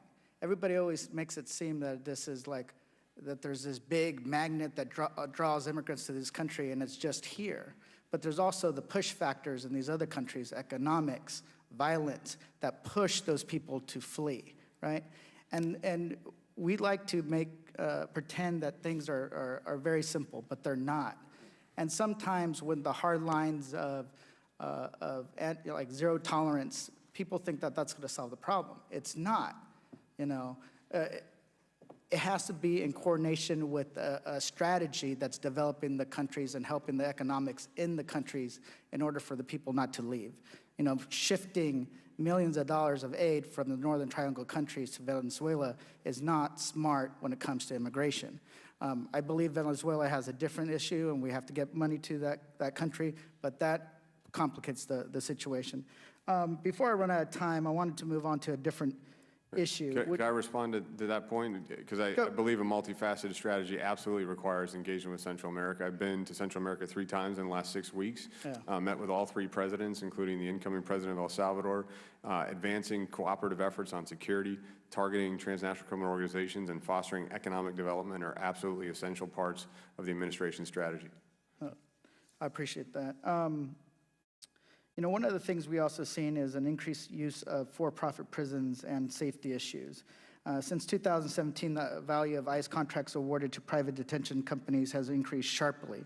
The 2 biggest contracts, Geo Group and Core Civic, were paid a total of $810 million. But there has been some questions regarding some serious problems at these private prisons. The IG reported on 5 ICE detention facilities, including one run by Core Civic. And it said, quote, identify problems that undermine the protection of detainee rights, their humane treatment, and the provision of a safe and healthy environment. Next year, they'll be awarded, Core Civic will be awarded more than $141 million in new contracts. Secretary, do you agree that ICE should not reward a contract that is putting the health and safety of detainees at risk with more than $100 million in new contracts? With any government contract, you want to ensure that the contractor is meeting the standards required. ICE does oversee this aggressively. The contractors are committed to comply with the performance-based detention manual standards, which are extensive, issued in 2011 in the last administration. And those kind of issues that are identified are corrected and followed up on. Mr. Secretary, I've run out of time, but the issue regarding the use of for-profit prisons is a concern. Some of the safety complaints that are coming out of these prisons is a concern. I would love to follow up on that. But with that, I yield back. Mr. Norman. Thank you, Mr. Chairman. And Mr. McAleenan, I really appreciate you coming. And, you know, listening to some of the questions you've had, it's like jumping on, shooting the messenger. It's like pointing to a cancer patient and saying, blaming the doctor because he's not getting the chemotherapy to treat the cancer patient, and somehow saying that you're responsible for that. And, Mr. Chairman, I appreciate you clarifying the deficit of empathy, because I thought that's who you were talking about here. I'm glad that was not. But I really take issue with the rhetoric that we've had over the last couple of weeks with, drinking out of toilets, children in cages. If they'd had the money, as Mr. Jordan said, that would not have taken place at any level. Nobody wants to see children like that. Like my colleague, Mr. Roy, said, it can be solved on one sheet of paper with the curing the Flores Amendment. I've been to the border, as Mr. Heist and many others. I've seen that Border Patrol agent jump down, arrest a fleeing alien, tackle him, not know whether he's going to be shot or live to see his children. I've seen that sheriff who at a dinner, when he woke up at 3 o'clock in the morning and 12 thugs were attacking him and shooting his house up. I've seen the families who have been robbed repeatedly. They've got their cars chained because of what the drug cartels are putting all of those families through. So I appreciate your effort, and I appreciate you taking these kind of questions, knowing that it's most of them are for politics, and it's behind these cabinets that we can fix this. There's been a lot of confusion on who actually shows up for immigration hearings. Can you give some clarity on that? Sure. Yeah, the appearance rates are a very important issue. Obviously, that's overseen by the Department of Justice, Executive Office of Immigration Review. But they published a whole set of statistics to provide context on this recently on their website. And I want to just offer the big picture and then a specific, more recent stat of concern. Across all demographics, about 44% of those non-detained removal cases end with a removal order in absentia. That means that obviously the migrant or alien did not show up for their hearing at the end of that process. So they got a final order from a judge when they were absent from the hearing room. For the recent border entrants, the people crossing now, and especially family units, the number appears to be significantly higher. We've worked on a pilot with the Department of Justice since last September, and in that pilot, it's called an expedited docket out of 10 cities. Unfortunately, about 85% of those cases, final orders of removal have been issued in absentia as well. So that's what we're dealing with on the appearance rates. The overall appearance rate, 44% in absentia. For the recent family cases that have been on the expedited docket, it's 85%. Thank you. And one other thing, you've been very open and frank about the overcrowding conditions, and you were quoted in the media saying that certain claims were unsubstantiated. Which claims were you referring to? The Flores monitors claims based on interviews not actually going in the facility at Clint, where they said that children didn't have access to water, food, toothbrushes, and weren't be giving showers for days on end. Those were not substantiated. And then that's so unfair for whoever brings that up to even make that kind of claim. And again, thank you for what you're doing. I've seen Tom Homan break down in tears about the death that he's seen. So thank you. I yield the balance of my time to Mr. Roy. I thank the gentleman. Mr. McAleenan, just a couple of quick questions in the minute that I have. Heard about empathy here today. My colleague discussed the individuals that have been saved. You said up to 4,000 people, children or migrants have been saved by Border Patrol, yes? That's correct. In this fiscal year? Yes. Great empathy for those lives saved, yes? Right. Empathy for Jared Vargas, who was murdered in San Antonio, Texas last summer by somebody who was here illegally, captured, released, was murdered. His mother, Lori, a dear friend of mine, no longer has her son. Empathy for the people, or at least individual, that I believe is murdered by allegedly 2 Guatemalans that was in the news today in Iowa. Border Patrol and ICE are on the front lines trying to prevent those who are here illegally from carrying out the kinds of crimes I just described. Is that right? That's correct. And oftentimes are doing so without all of the resources necessary. Is that right? Right. Thank you. Thank you very much. Now we will move to Mr. Rutter. I want to thank you, Mr. Rutter, for managing the suspensions on the floor yesterday. Mr. Rutter. Thank you, Mr. Chairman. Mr. Secretary, thank you for coming today, and my thanks to ICE and DHS and all the hardworking men and women there who are trying to fulfill their mission on a daily basis in a very difficult situation, often in ways that they were not trained for, and I recognize that. And I also agree with many of the members who are talking here about we need to get the rhetoric out of this, the rhetoric that you talked about in your opening statements, the rhetoric about build the wall and have Mexico pay for it. That type of rhetoric simply acts as a diversion from what we need to do.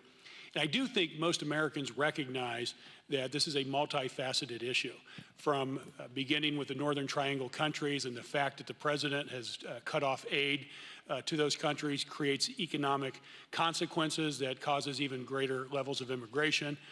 I do applaud the administration for working with Mexico to try and stop that immigration at that border.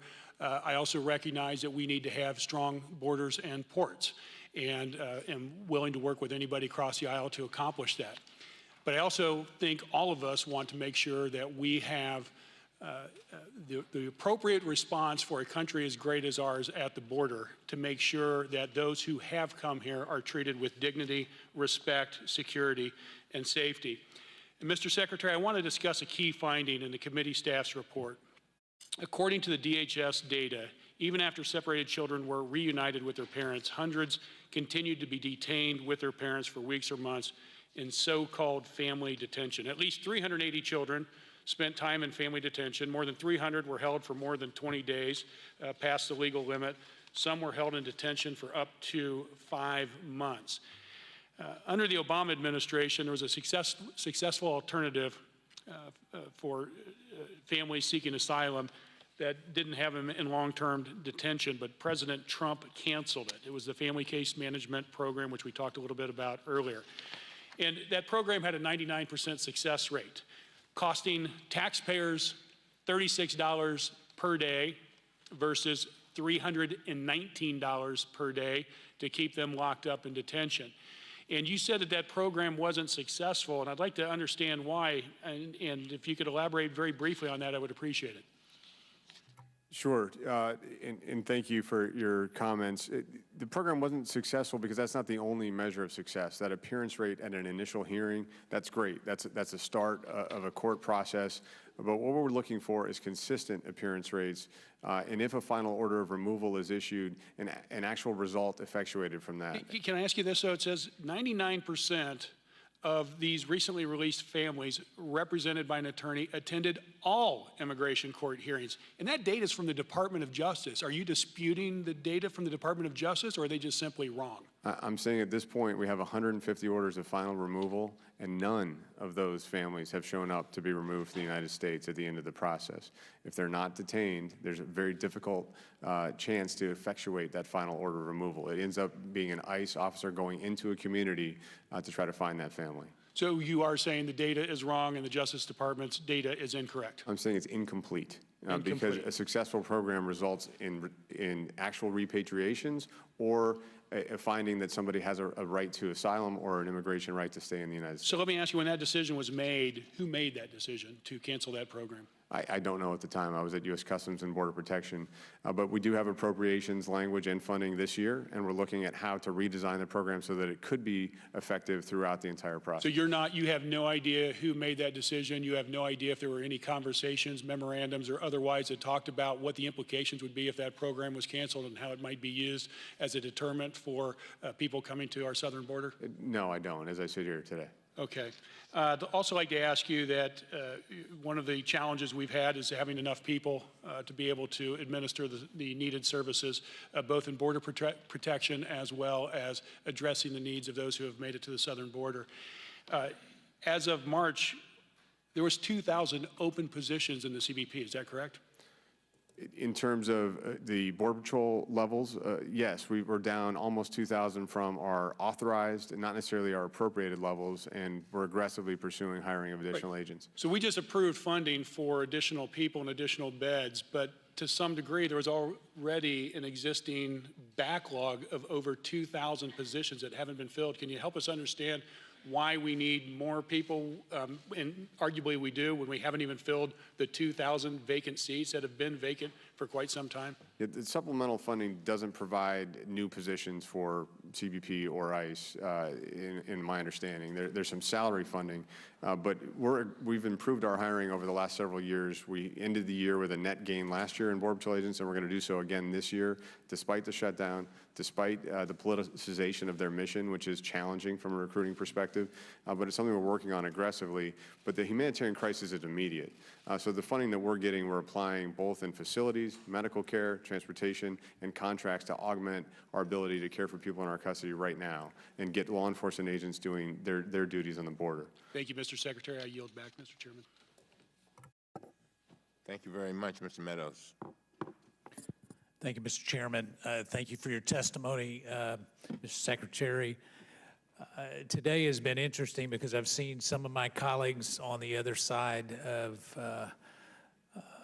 this particular room actually come together in a way that I have not seen in previous hearings. So I want to thank you for being straightforward, giving us the facts. One of the facts that I found out the other day that was very troubling to me is how there are actually cards and directions that are given to people trying to come into our country to actually tell them how to use children to circumvent our laws. Is that correct? We've seen all manner of smuggling organizations communicating to potential customers and to those crossing the border how to bring a child with them to be allowed to stay in the United States. Yeah. So would you say that there is a coordinated effort among some south of our border to actually exploit children to circumvent U.S. laws? Absolutely. I've got a document full of individual cases that have been identified by HSI through their interviews and their DNA testing, and almost every single summary says something to this effect. The subject stated that he made the attempt because he heard in his hometown that anyone traveling to the United States with a child will be released. Well, I've looked at some of those documents because it's it really bothers me because I saw the cost of purchasing a child, and we're talking about $160, $84 in one case, $250. And when you can buy a child in some of these countries to use them, they become not only trafficked, but used over and over again. Have you found that some children are actually recycled in this process? Absolutely. I mean, July 17th of last year, I talked about the crisis at the border over a year ago. And what I highlighted was that the vulnerabilities in our legal framework were incentivizing smugglers and families to put children at risk. The recycling problem is maybe the worst manifestation of that.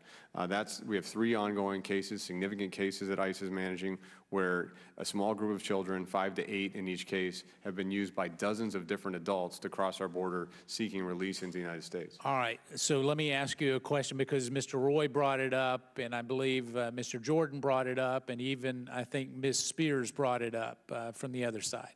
if we were to appropriate money and allow you to keep families together when they come across, and one of the things, it was a brother and a sister, I believe, that Ms. Spears was talking about. But if we appropriated the proper amount of money to make sure that we keep family units together, we address Flores to allow them to stay there, would that help solve the problem where this trafficking of kids is not necessarily eliminated, but substantially reduced? That single change would make the biggest possible impact, not only on the flow, but on protecting children.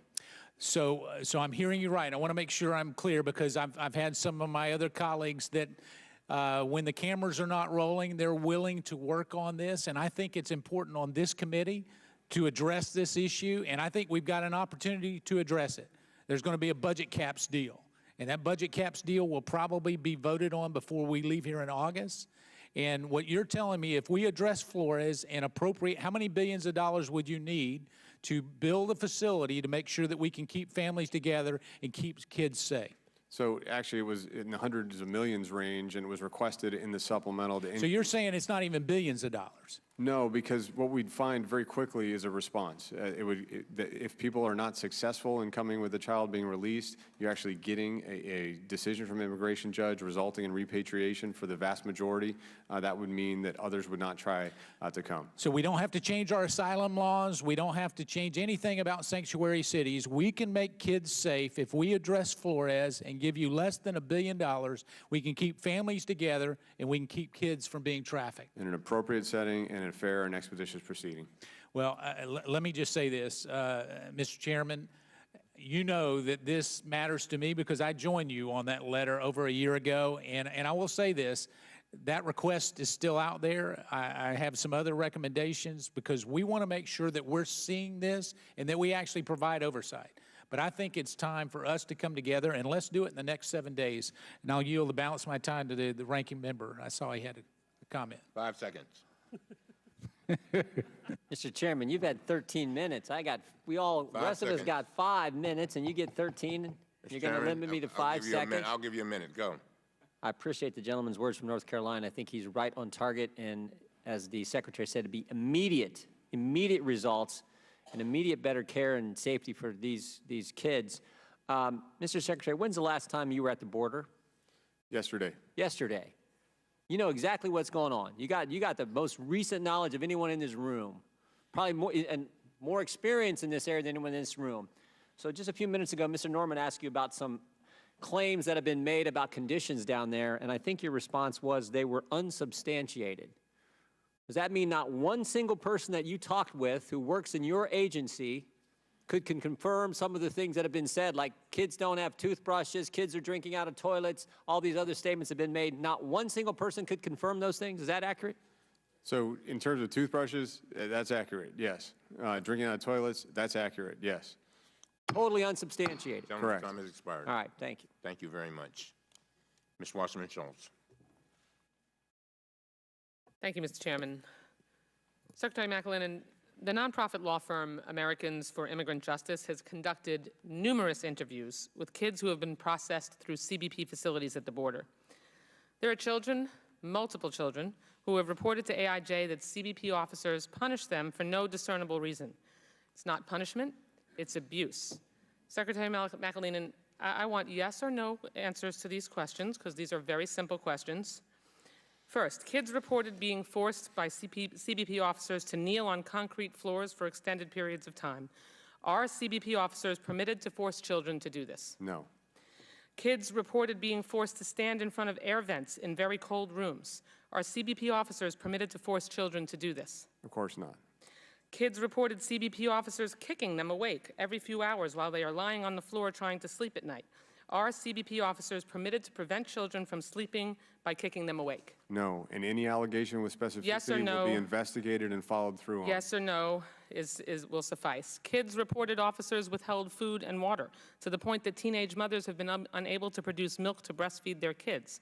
Are CBP officers permitted to withhold food and water from children? Not from anyone in our custody. A majority of kids who spoke to AIJ reported CBP officers treat them like animals, literally calling them animales, and told kids they're dirty and never should have come here. Are CBP officers being trained to call kids animals and dirty? Verbal abuse will not be tolerated. It'll be investigated if we can get a specific Are they being trained allegation. to call kids animals and dirty? Of course not.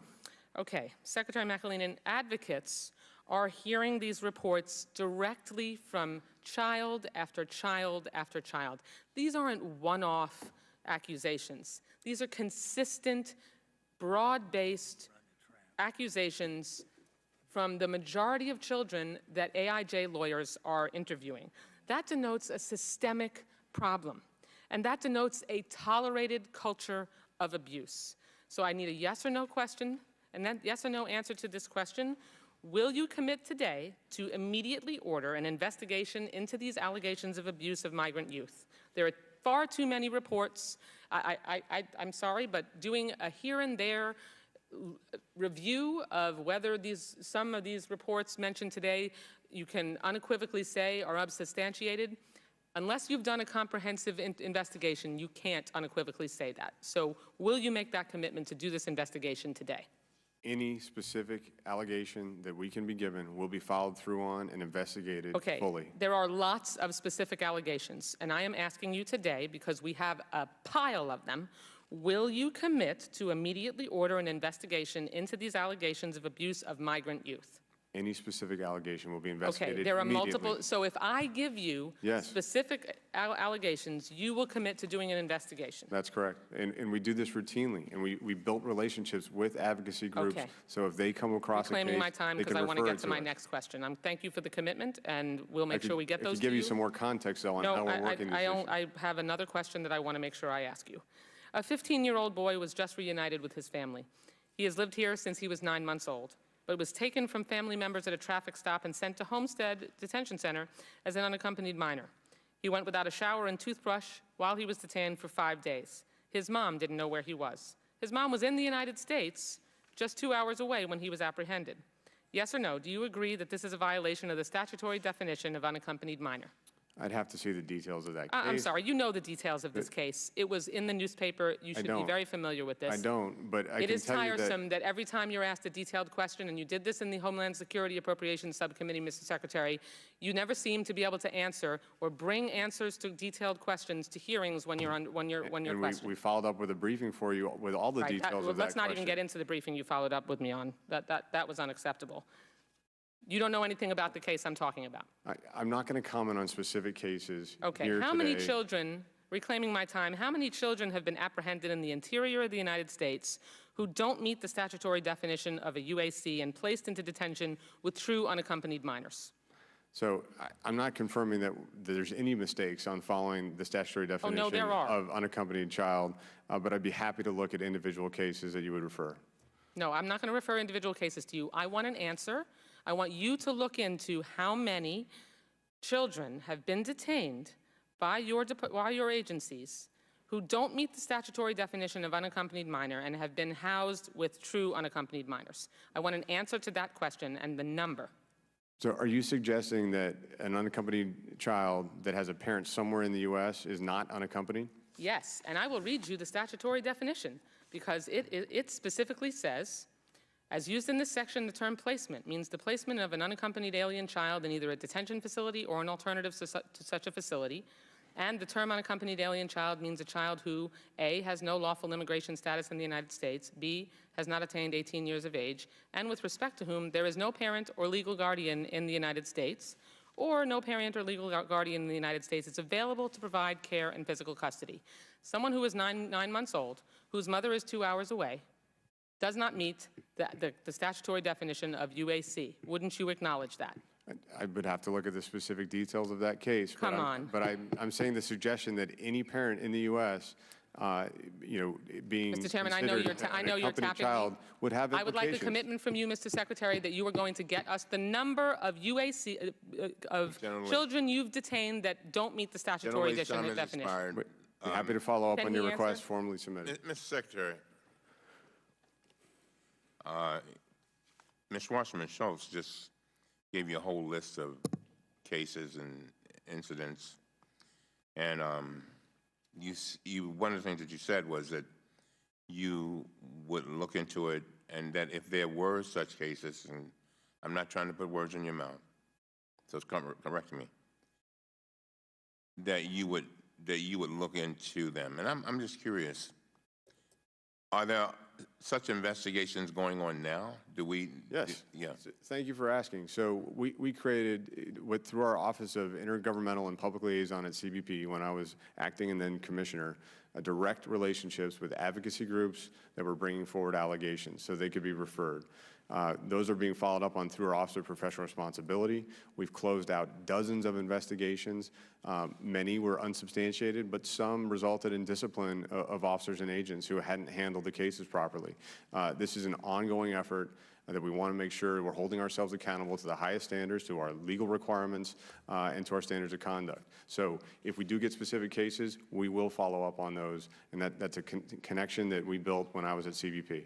And you are committing to that right now, is that Yes. right, sir? All right. Any specific allegation will be followed up on, Mr. Chairman. Absolutely. That is our responsibility. Thank you. Thank you very much. Mr. Grothman. Thank you very much. First of all, Mr. McAleenan, I'd like to thank you for being here today. It's unfortunate it's a fly-out day, and as you can see, a lot of congressmen are missing your fine testimony. I would love it if sometime in the future we could have you come here again, because 5 minutes really isn't enough to ask you the questions we have, and unfortunately too many people aren't here. I've been at the border twice myself. I think you guys are doing a tremendous job. I couldn't help but be impressed by the professionalism that your staff showed and the high morale they had, despite some people saying there wasn't a crisis at the border. And I know your people have done all they can to educate the public there was a crisis at the border. Now, one of the things that intrigues me is sometimes children are coming here with people who are not their parents. And I compare it to how we treat children in American society.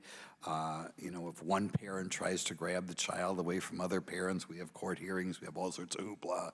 I think we would never stand for an aunt or uncle grabbing a child away when the parents are far away. Could you elaborate a little bit on the concern of children being here who somebody purports to say is their parent but turns out isn't a parent or relative? Is this a concern? It's a concern, obviously, for the safety and welfare of the child to make sure they're with a parent or guardian, but it's also the legal requirement under the Trafficking Victims Reauthorization Protection Act. Protection Reauthorization Act. That's an essential inquiry that our agents are making at the border to try to determine that the adult crossing with purporting to have a child with them is the actual parent or guardian. And unfortunately, we're finding in too many cases that's not the case. How do you find out? So a couple different ways. One, our Border Patrol agents, when they have the time and space to do good interviews and questioning, often determine either through the answers, through the presentation of the documents that there might be fraudulent birth certificates involved, or the behavior of the child, looking uncomfortable with that adult.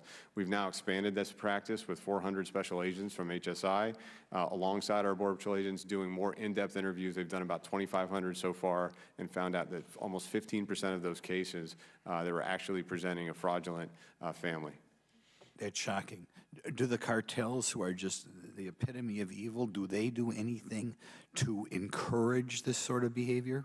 Absolutely. They've been active in advertising, literally on Facebook and in the radio in Central America, that if you bring a child with you, you're going to be released in the U.S. And there's a whole fake document operation, and really in all three countries. We've identified 900 fake documents in just the first 8 weeks of Homeland Security investigations doing this in-depth interview. When children come here, are they purchased or kidnapped? We've seen all of the above. We've seen rentals, purchase, kidnap, delivery to a relative or parent in the U.S., and outright human trafficking. You said sometimes you do DNA testing, is that right? We started a pilot earlier in my tenure, the first few weeks of my tenure, where we did about 109 DNA tests at the border. Again, a 15% return rate on either people admitting that's not my child, including a 51-year-old who bought a 6-month-old for $80 in Guatemala. And it's a real concern. We want to expand our DNA testing coverage with the new rapid DNA technologies that are coming out. Okay, one other concern, which is I think maybe a difficult thing for you to worry about, though I was concerned about it when I heard testimony, previous testimony. In America, we go through a great deal to make sure that something doesn't happen to a child if one parent would object. And it occurs to me that if somebody shows up, even if it is their child, Do we know if the other parent is there, whether that parent is agreeing to allow this child to be brought in the United States, or if a child shows up and is eventually given to somebody who purports to be your aunt or uncle, which is, I understand, was going on? Do we have any legal way of knowing this is right, or for all we know, we may have a situation in which one parent is absconding with the child without the other parent knowing? So we do have concerns that that could be happening, and they're even heightened more greatly when we have an unaccompanied child who's coming to the border, often had a smuggler paid by a parent who's here in the United States. I don't think most people realize that most of these unaccompanied children are being released to parents or relatives in the U.S. who are also here unlawfully, who may not have permission to work in the United States, and yet these children are being released to sponsors in the U.S. under the operation of law and restrictions been placed by Congress in the current appropriations and supplemental. And the default is to allow them in the country, even though maybe another parent somewhere else would have wanted that child to stay with them? Correct, and we've had all three ambassadors from the Northern Triangle countries assert that those governments should have some say in what happens to that unaccompanied child. Absolutely. I mean, if they're ignoring the wishes of the courts in Central America, I mean, that's just appalling. Well, I'd like to thank you for being here again. I intend to go back to the border, to go back to El Paso within a couple weeks and talk to your folks again. And I encourage my colleagues to go down to the border and see what a fine job you're doing despite being underfunded by Congress. You'll see a dramatic improvement in the situation in El Paso from 5,000 in custody to 500 today. Ms. Hill. Thank you, Mr. Chairman. So I completely rewrote my question line because I think we just need to acknowledge across the board, this is hard. This is a hard thing for us to be tackling. It is something that Americans can't agree on and that we as policymakers can't agree on. And in the meantime, people are hurting in so many different ways. And regardless of the politics on this issue, I don't believe that anyone looks at the pictures of children in cages and feels good about it. I don't think that anyone looks at those pictures and feels proud to be an American. And I'm guessing you don't either, and neither do those Border Patrol agents who feel a major dissonance between what they signed up to do and what they have to do now. This is an emotional issue for everyone, but the more we grandstand, the fewer options we're left with. And if someone showed up at my door asking for help, I'm glad to know that I have a doorbell. I'm glad to know that I'm the one who gets to make the decision, and if that person is there legitimately in need or if they're there to rob me or do me harm, because it's my house and it's my door. Border Patrol agencies should provide the function of guarding the door, but they shouldn't be the ones who are caring for kids. In the same way that if someone comes to my house bleeding, I'm not going to be the one who pulls out a suture kit and gives them stitches. I'm going to take them to the hospital or call the paramedics. I hope we can agree that once we do know that people aren't trying to rob us or do us harm, that they can be treated and should be treated with the dignity and grace of the United States of America. But let's be real, it's not the Border Patrol agents who should be doing that job. And Mr. Secretary, I think you know as well as I do that we're in this reality of a severely divided government that reflects a country that's divided too, and our democracy is a simple reflection of the will of the people. There are people in this room who believe we need to abolish the law enforcement agencies at the border, and there are people in this room that believe that no matter what the circumstances, we should keep our doors closed to everyone. And of course, the President's policies and remarks reflect that same belief.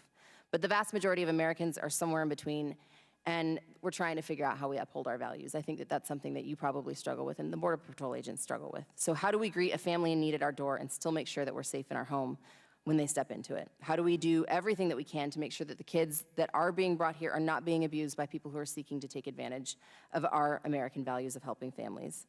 I appreciate my colleague Mr. Meadows' desire to work on some immediate solutions because I think we can't not.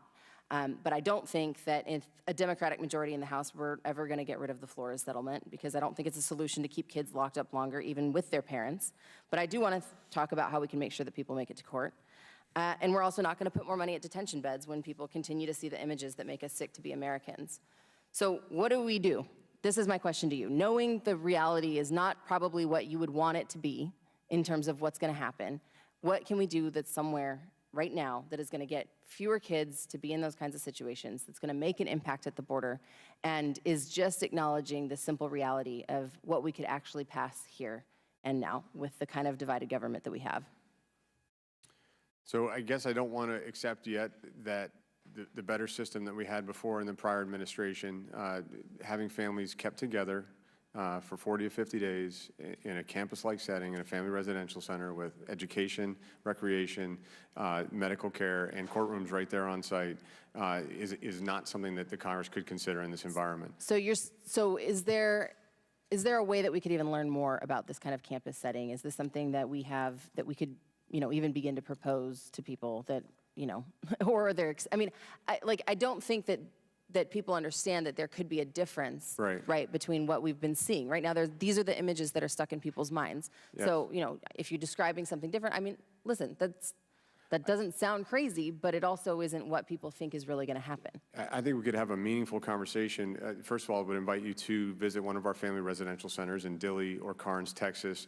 But also, if there could be a dialogue about how to do this better, there could be a dialogue about even improving the standards that exist there, if we could get the funding to do so. I think that's the right way to handle this. We're not seeing successful results from immigration cases when anyone is released from the detained custody, but especially for families. They're more likely to cut off their bracelets. They're less likely to show up for hearings. They're less likely to respond to a final order of removal. So being able to address that at the border in an expedited and fair way with due process is a much better solution than what we're doing now. So if we're doing that at the border, are there agencies, and I realize money has to be a huge part of the solution. There's no way around that. But if we're doing that at the border, let's assume that CBP is going to play a role in it. But do you think that there needs to be involvement of other agencies, community-based providers, things like that? Because I also, I think case management needs to be part of it too. And if we don't come to some kind of a place where it's extending the time for the Flores settlement, then how do we make sure people still show up to court? I think there could be a meaningful discussion about how to accommodate concerns and interests that both parties would raise and how to do this right. So what do you think is the next step to make sure that we actually have that meaningful discussion? So Department of Homeland Security has provided technical assistance to Congress on the way they would like to structure that. And there's a discussion going on in the Senate Judiciary Committee. It'd be great if we could start one here in the House as well. And I'd certainly be willing to work with any member who wants to have a serious dialogue on these issues. Thank you. I yield back. Mr. Armstrong. I actually agree, but in talking about the reality, but I think one thing that happened, we talked about earlier, and we have to also be able to educate people on how the things work, how the world works, particularly in the areas of where these people are coming from. And we know this because there are many that think that just being from El Salvador, Guatemala, or Honduras should make sure that you immediately qualify for asylum, and we know that is an argument. But then at the same time, as we're working through this, and we heard this last week in the hearing too, we hear like unsubstantiated claims of criminal activity. Well, Honduras is is an incredibly violent country. It has one of the most corrupt governments in the entire world. Their criminal justice system is directly connected, their entire government to elite and power people in different cartels. Guatemala is controlled in a lot of ways at all levels of government by powerful criminal organizations. Their criminal justice system is flat out inept, and I can't even find statistics on it. In El Salvador, 92% of the crimes go unpunished. So when we're talking about this, I'm assuming when you have somebody come to the border and you are doing this, you don't call the clerk of court in El Salvador and do a criminal history check. Is that correct? I'm assuming you do that, but that's not the end of the inquiry. Well, we don't call the clerk of the court, but we have a relationship with the National Police in El Salvador and do share information with them. But, so criminal convictions in and of themselves, how many of the cartels are directly connected to the governments in those countries? So I don't want to cast broad aspersions on the governments or connections to organized crime. The cartels are not as present in those three countries. They're more violent gang activity. And frankly, in the last 5 years, they've all made significant strides in reducing violence, 40 to 70% reduction in murder rates in the three countries. So it's a little bit more complex than just kind of painting a broad brush on all three governments. But that's what I'm saying. You don't treat it as a normal criminal justice inquiry. You use your allies. Sure, it's not dispositive. And again, we make judgments based on our direct interaction, our liaison and attaché personnel in country who work alongside these law enforcement agencies. Many of the programs that we get information from are actually supported by State Department, International Narcotics and Law Enforcement Bureau. So that gives us greater comfort when we're using different pieces of information from partners. And you're confident in the intelligence gathering you do in these scenarios? Again, no blanket statement. Yeah. But in these scenarios, when we're trusting that information, it's because we've vetted the process and have a program and a relationship that we think we can verify.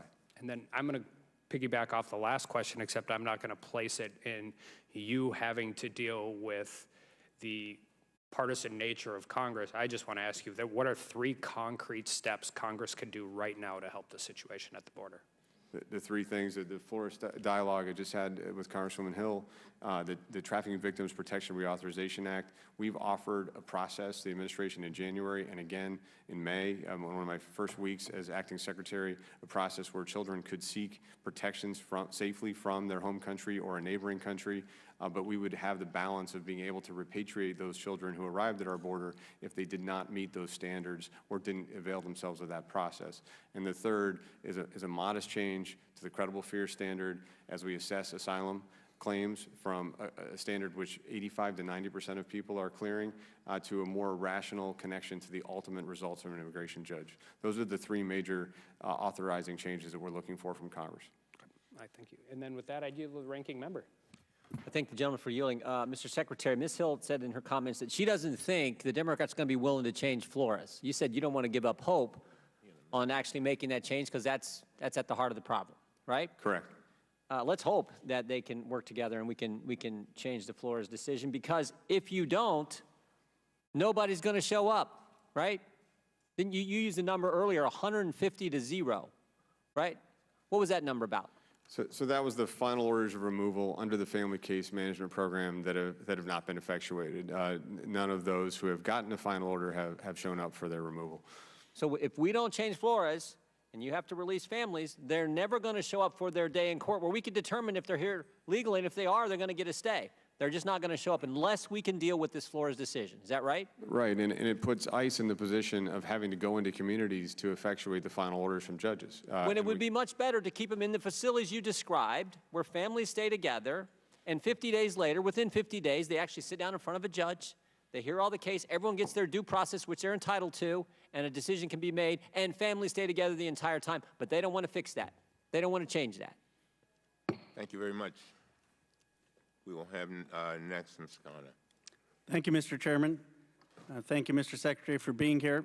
I want to focus on some basic facts. I hope you'll answer the questions, not as a political appointee, but in the spirit of when you were at the University of Chicago. When the zero-tolerance policy was being planned, at any point did anyone in the room ask, how will the parents and children come together afterwards? I mean, I was not in every room where every conversation about increasing these prosecutions was had, so. Not to paraphrase Lin-Manuel Miranda, you were probably in the room where the decisions were being made, right? Interesting paraphrase. On April 19th, between the Attorney General's decision letter about expanding to all amenable adults crossing the border and the actual implementation of zero tolerance by the Department of Homeland Security, CBP, working with HHS, made changes to its system to identify better the relationships between the adult and child crossing the border. So that conversation was had, and we did make system modifications to address it from the CBP perspective. So you recommended, you had a process in place of how these kids would be reunited that you recommended? On how we would effectively capture the data so that they could be later in the process. And again, the belief was that the adults would be prosecuted, they'd complete their immigration proceedings, HHS would have the child during that time, and make the sponsorship decision to reunite them at the appropriate point in the process. So what went wrong? I mean, why were they not being able to be reunited if you had this process in place? So I had a colloquy with the chairman on this a little bit earlier. I mean, if you go back and look at the Miss L court filings, again, very early in this process, before these different parts had concluded, the HHS sponsorship checks, or the ICE and immigration court process for the adults, in a matter of weeks, based on the data we had in our database, the data that ICE had in theirs, the data that HHS had in theirs, put all together in spreadsheets and worked manually by a team, those reunifications were able to be made. And at this time, every single child has had their parent identified and has either been reunited, or there's a decision made that they can't be for child welfare issues, or the parent has decided not to be reunited. Your testimony is that there's not a single child who hasn't been reunited or hasn't been, where their parents haven't been identified? They've identified a parent in every case, and they've taken the appropriate action in concert with the plaintiffs in the Miss L case as specified in the court filings that happen every 2 weeks in this matter since last June. Let me ask you this. In a self-reflective moment, are you proud of how this whole situation has happened, or do you have some regrets? I've testified. I've answered the question in the media multiple times. This program, we lost the public trust. I think the president was right to end it. And if I could go back and redo it, I would. How about beyond the program? I mean, in terms of how we're treating the kids. And I mean, I know you're blaming Congress. Congress is partisan. But when you reflect, I mean, look, you had a distinguished career before coming into government service. And you look at your tenure, what would you say? I mean, where do you think you've fallen short? You know, that's a big question. It's been a couple decades here responding after 9/11 to try to help protect the country and serve at CBP and in the Department of Homeland Security, and it's been a huge honor. I think we've accomplished a lot in that time frame. I'd like to go back to 2014 and 2015 when the Flores Court changed the rules after we made the difficult decision. Jay Johnson made a hard decision to create family residential centers and detain families, but it was the right decision because it stopped the crisis. It reduced the flow. There was a gap there where the flow was down, where we let that decision stand. As a government, as executive branch, we didn't work with Congress in advance of the next crisis, and we faced another one around the election in 2016, and here we are today. Let me ask you that, because you've testified scope even well beyond that.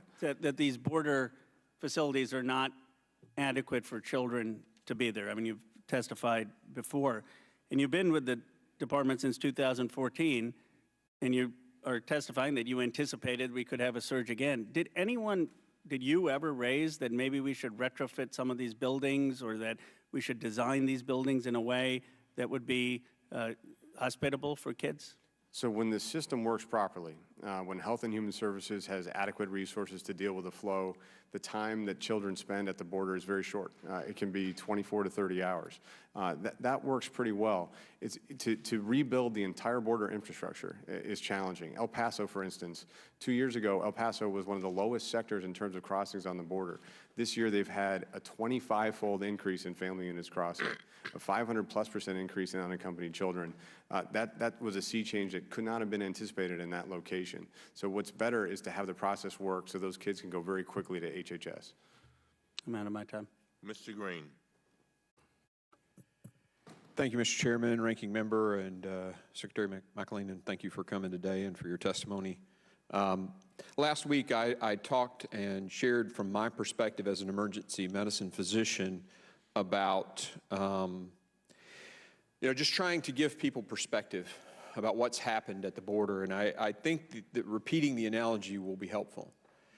Imagine you're working in an emergency department and a natural disaster occurs. Let's say it's an earthquake or maybe something as bad as 9/11.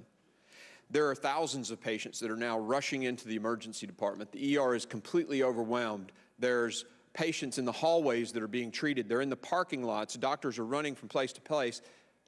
It's not the physician's fault that scenario has come upon them. It's not the nurse's fault. And I would submit that that's the kind of crisis that you're experiencing at the border this year, this calendar year particularly, one that no one could anticipate, and the systems are completely overwhelmed. Would you agree with that statement? I think that's an apt analogy. The Border Patrol agents and CBP officers in that analogy are faced with a crisis that's happened that they need to respond to with the resources they have on hand. And sometimes that can be challenging, it can be messy, but it's something they're doing with heart and soul and empathy. No, I really appreciate that, and I can actually empathize significantly because I've delivered patients, and I delivered a baby in a parking lot because we were so overwhelmed. I ran out and she was delivering, and I mean, you do what you have to do when you're overwhelmed, and that's kind of where you are. I also wanted to talk a little bit about children, and you know, in emergency medicine, we teach our doctors to be very, very cautious because a child can be sick and not look sick. Right. You know, they tend to fall off of a cliff is the way we say it. They look great, their vital signs are fantastic, and then they crash really fast. So expecting people, particularly people who aren't trained in emergency medicine, which took, by the way, 4 years of undergrad, 4 years of med school, and 3 years of residency, expecting those individuals to recognize a child that's about to crash is really inappropriate and unfair. And I just wanted to share that thought too. And by the way, when the physician codes that patient and they die anyway, and that doctor or that nursing team has tried really hard, it's not their fault either. They're doing the best that they can.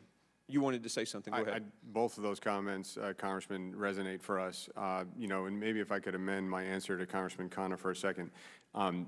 I think it would have been better to have more medical capability available in our border stations, in the higher traffic areas for our agents to access for the migrants as they came in.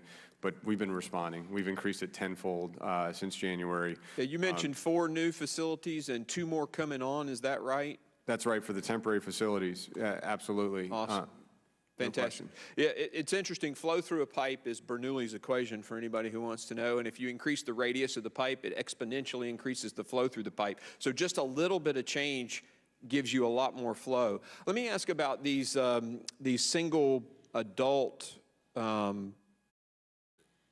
folks that you don't have the beds for. Right. If you had those beds, how would you shift resources, and would it give you better access elsewhere to take care of families and children? Sure. No, I mean, so Immigration and Customs Enforcement maintains facilities to house single adults.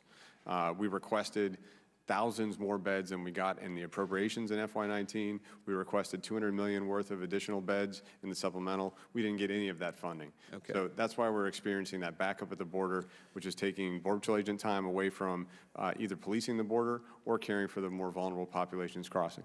Yeah. So if you had that diameter expansion, you'd be able to have more capacity and be able to shift resources to take care of those families and those children.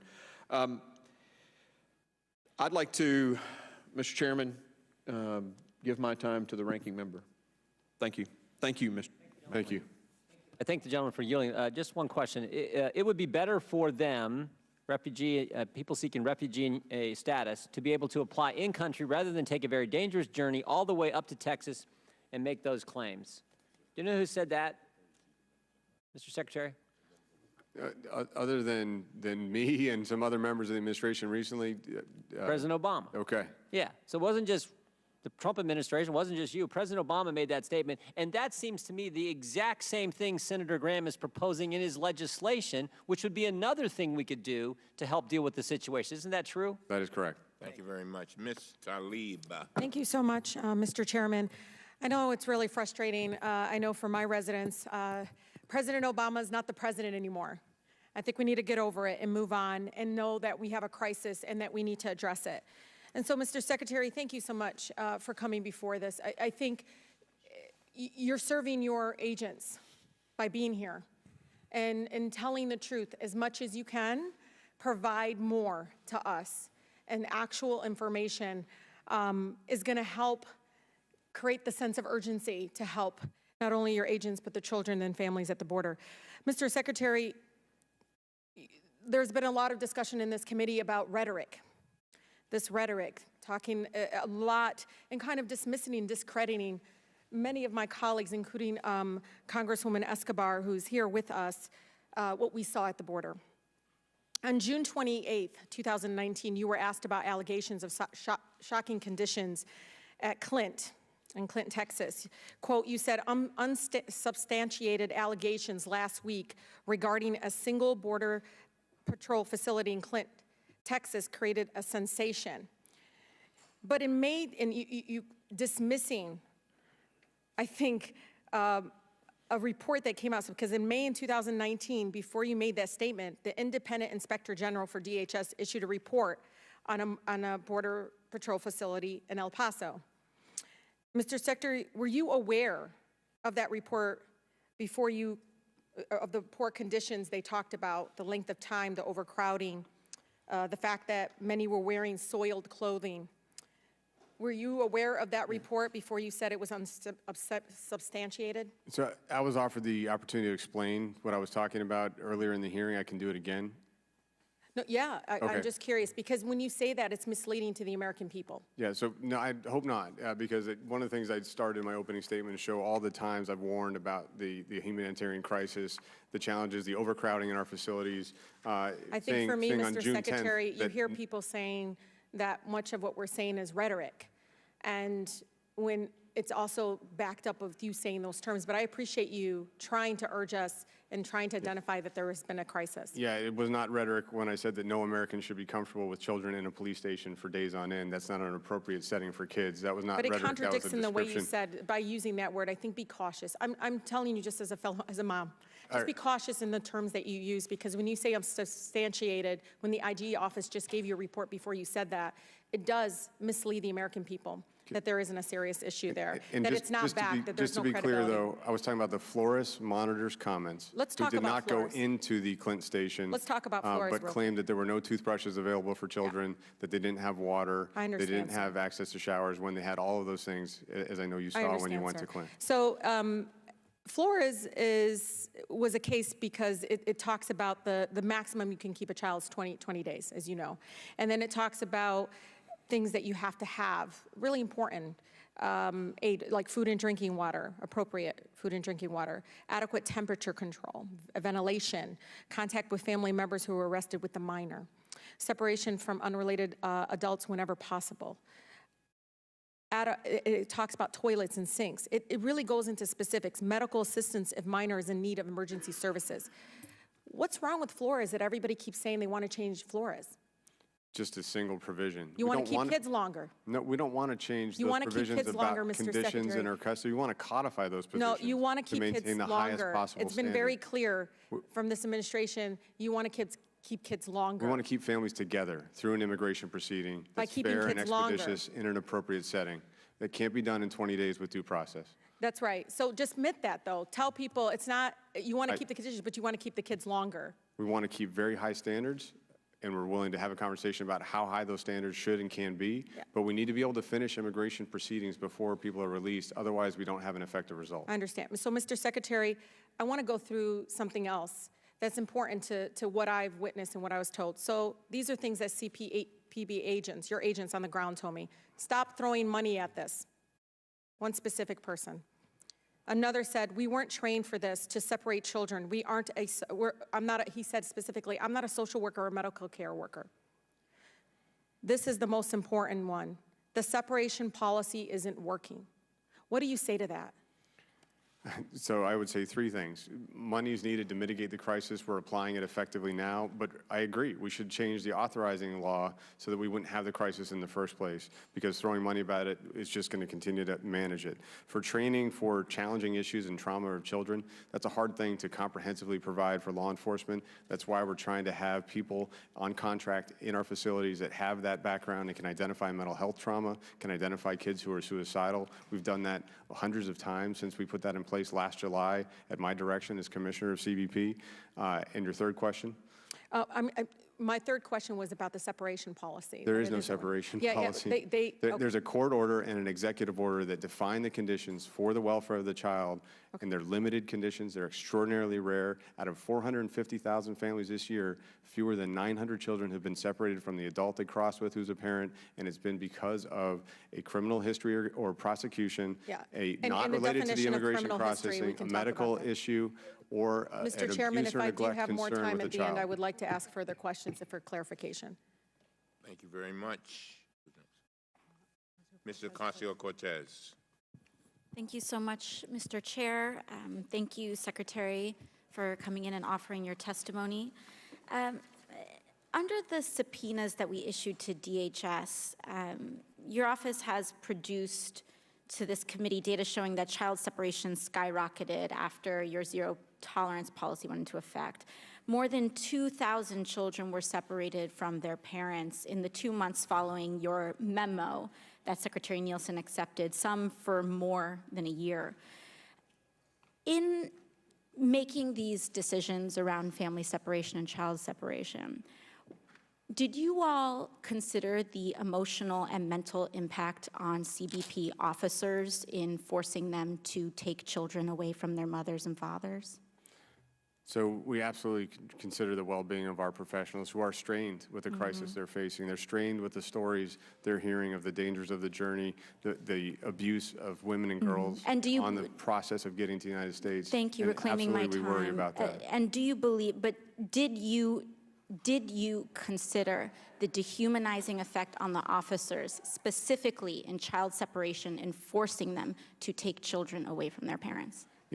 Enforcing the law often has emotional impacts for everybody involved, and that's something that they sign up for, but it's something we want to provide resilience services, mental health support for anyone who needs it. Okay, and do you agree with the federal court's decision that halted your child separation policy? I agree with the President's executive order on June 20th last year that But not the federal ended court's the practice. decision? Of course, we've followed the federal court order assiduously.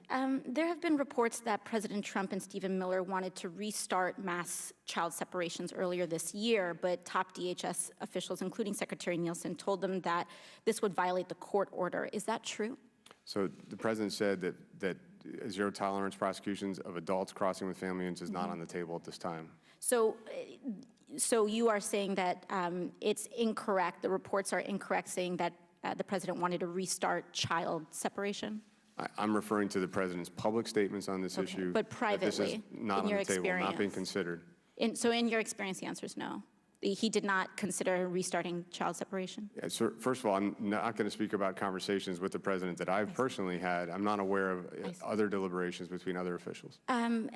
Mr. Secretary, there were reports that the President offered you a pardon for closing the border to asylum seekers. According to a CNN report, senior administration officials told CNN that President Trump told you he would grant you a pardon if you were sent to jail for having border agents block asylum seekers from entering the U.S. in defiance of U.S. law. Is that correct? Yeah, I've testified about this, answered this question in the media. I've never been asked to do anything unlawful by the President or anyone else, nor would I. Okay, thank you. Mr. Secretary, are you aware of the ProPublica report indicating that there were about 10,000 potential current and former CBP officers in the violently racist and sexist Facebook group? I am aware of the ProPublica article, yes. Did you see any of the posts in the report? I did. Did you see the posts mocking migrant children's deaths? I did. Did you see the posts planning physical harm to myself and Congresswoman Escobar? Yes, and I directed an investigation within minutes of reading the article. Did you see the images of officers circulating photoshopped images of my violent rape? Yes, I did. Are those officers on the job today and responsible for the safety of migrant women and children? So there's an aggressive investigation on this issue proceeding. You've heard the Chief of the Border Patrol, the most senior female official in law enforcement across the entire country, say that these posts do not meet our standards of conduct, and they will be followed up aggressively. But We've already put individuals on administrative duties. I don't know which ones correspond with which posts, and we've issued cease and desist orders to dozens and more. Okay. Do you think that the policy of child separation could have contributed to a dehumanizing culture within CBP that contributes and kind of spills over into other areas of conduct? We do not have a dehumanizing culture at CBP. Okay. This is an agency that rescues 4,000 people a year that's absolutely committed to the well-being of everyone that they interact with. And I don't believe there's a dehumanizing culture. And Mr. Secretary, so you don't think that having 10,000 officers in a violent, racist group sharing rape memes of members of Congress points to any concern of a dehumanized culture? Congresswoman, those posts are unacceptable. They're being investigated, but I don't think it's fair to apply them to the entire organization or that even the members of that group believed or supported those posts. Mr. Secretary, just one last thing. How did 10,000 members joined this group, including, I believe, the head of CBP. I'll double check, including the CBP chief. How were they in this Facebook group without anybody knowing, without anyone in leadership knowing? Again, this is the subject of an ongoing investigation. If there was supervisory knowledge of unacceptable activities, that will also be considered and followed up on. All right, thank you very much. Secretary, let me answer this. You know, with these entries onto social media that was just talked about, do you think people who make those kinds of statements, which obviously I guess reflect what they're feeling, should be on the force? I'm just curious. So it depends on the individual statement, the individual standard violated, but yeah, that's something that this investigation is looking at, and the appropriate discipline will be meted out up to and including removal.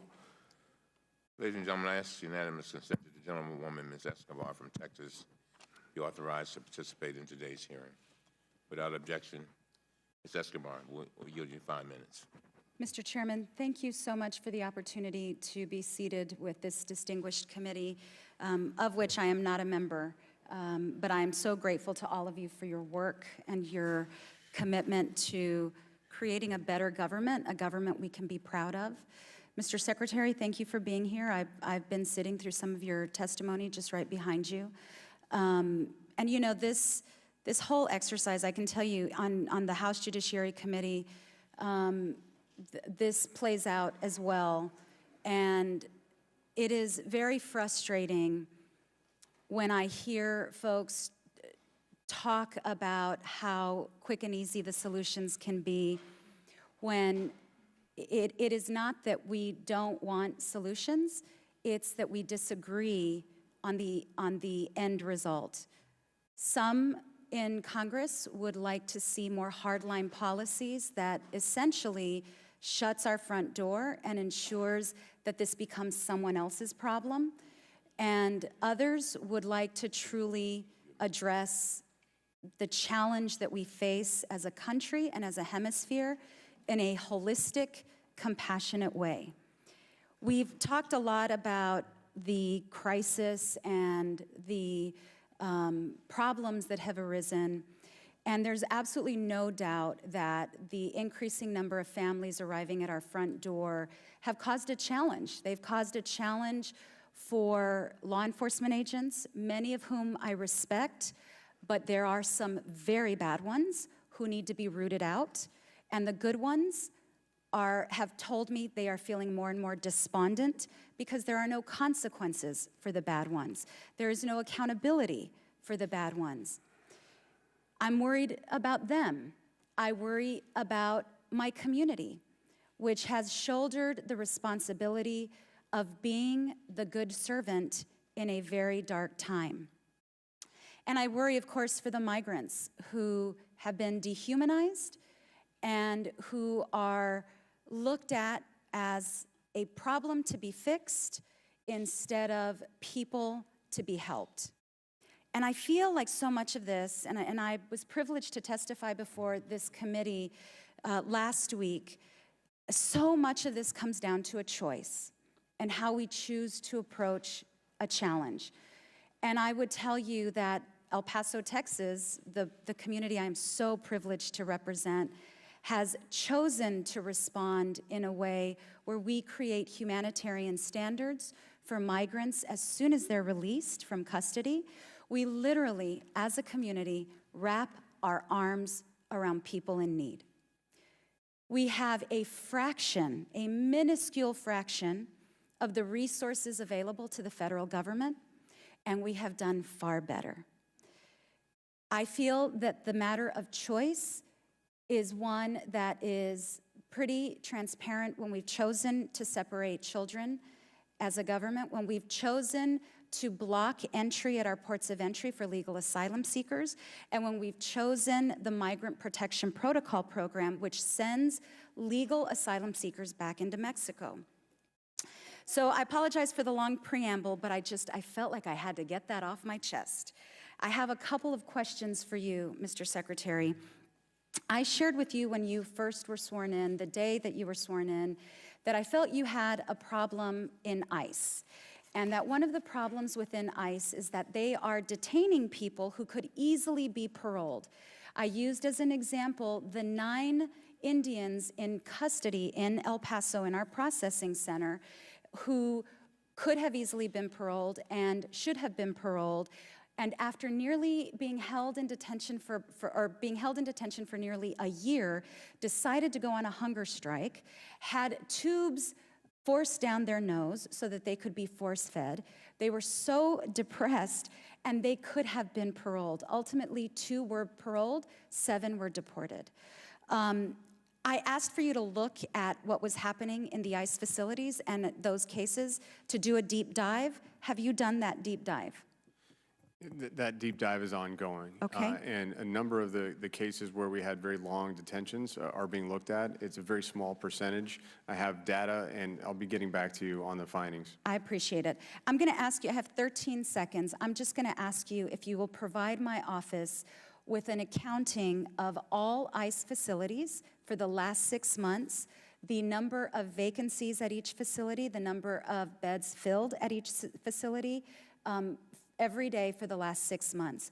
We keep hearing that there are no ICE beds, that you need ICE beds, that we're out of ICE beds, and yet, interestingly, the president can announce interior raids for which he would obviously need ICE beds. Meanwhile, single adults are held in deplorable conditions, abhorrent conditions, while I suspect there are lots of empty ICE beds waiting for the interior enforcement. So would love that information, please. Would you get that to my office? We will follow through on an oversight request, absolutely. Thank you so much. Thank you, Mr. Chairman. I yield back. Thank you very much. Mr. Secretary, do you want to change Flores so you can keep kids longer, as Congresswoman Tlaib asserted just a few minutes ago? We want to complete an immigration proceeding and get a result as people arrive at the border so that we can have a system with integrity. Yeah, you don't want to keep kids long. You want to keep families together until you can actually give them the due process which our law entitles them to receive and make a final determination, right? That's correct. Let me just say that as I listen to all of this, I just want to, and the other day I said this, I want us to make sure we concentrate on in the meantime. In other words, people may differ about what they have observed, but we do have the IG reports, and we did have the IGs come in and testify before us. And there had been some things that today, to be very frank with you, you seem to not be in agreement with the IGs. I'm sorry, did you say something? Actually, I accept the conclusions of the IG reports, and Yeah. frankly, I think my own comments were at least as strident and specific on the overcrowding and the challenges it was creating in our facility.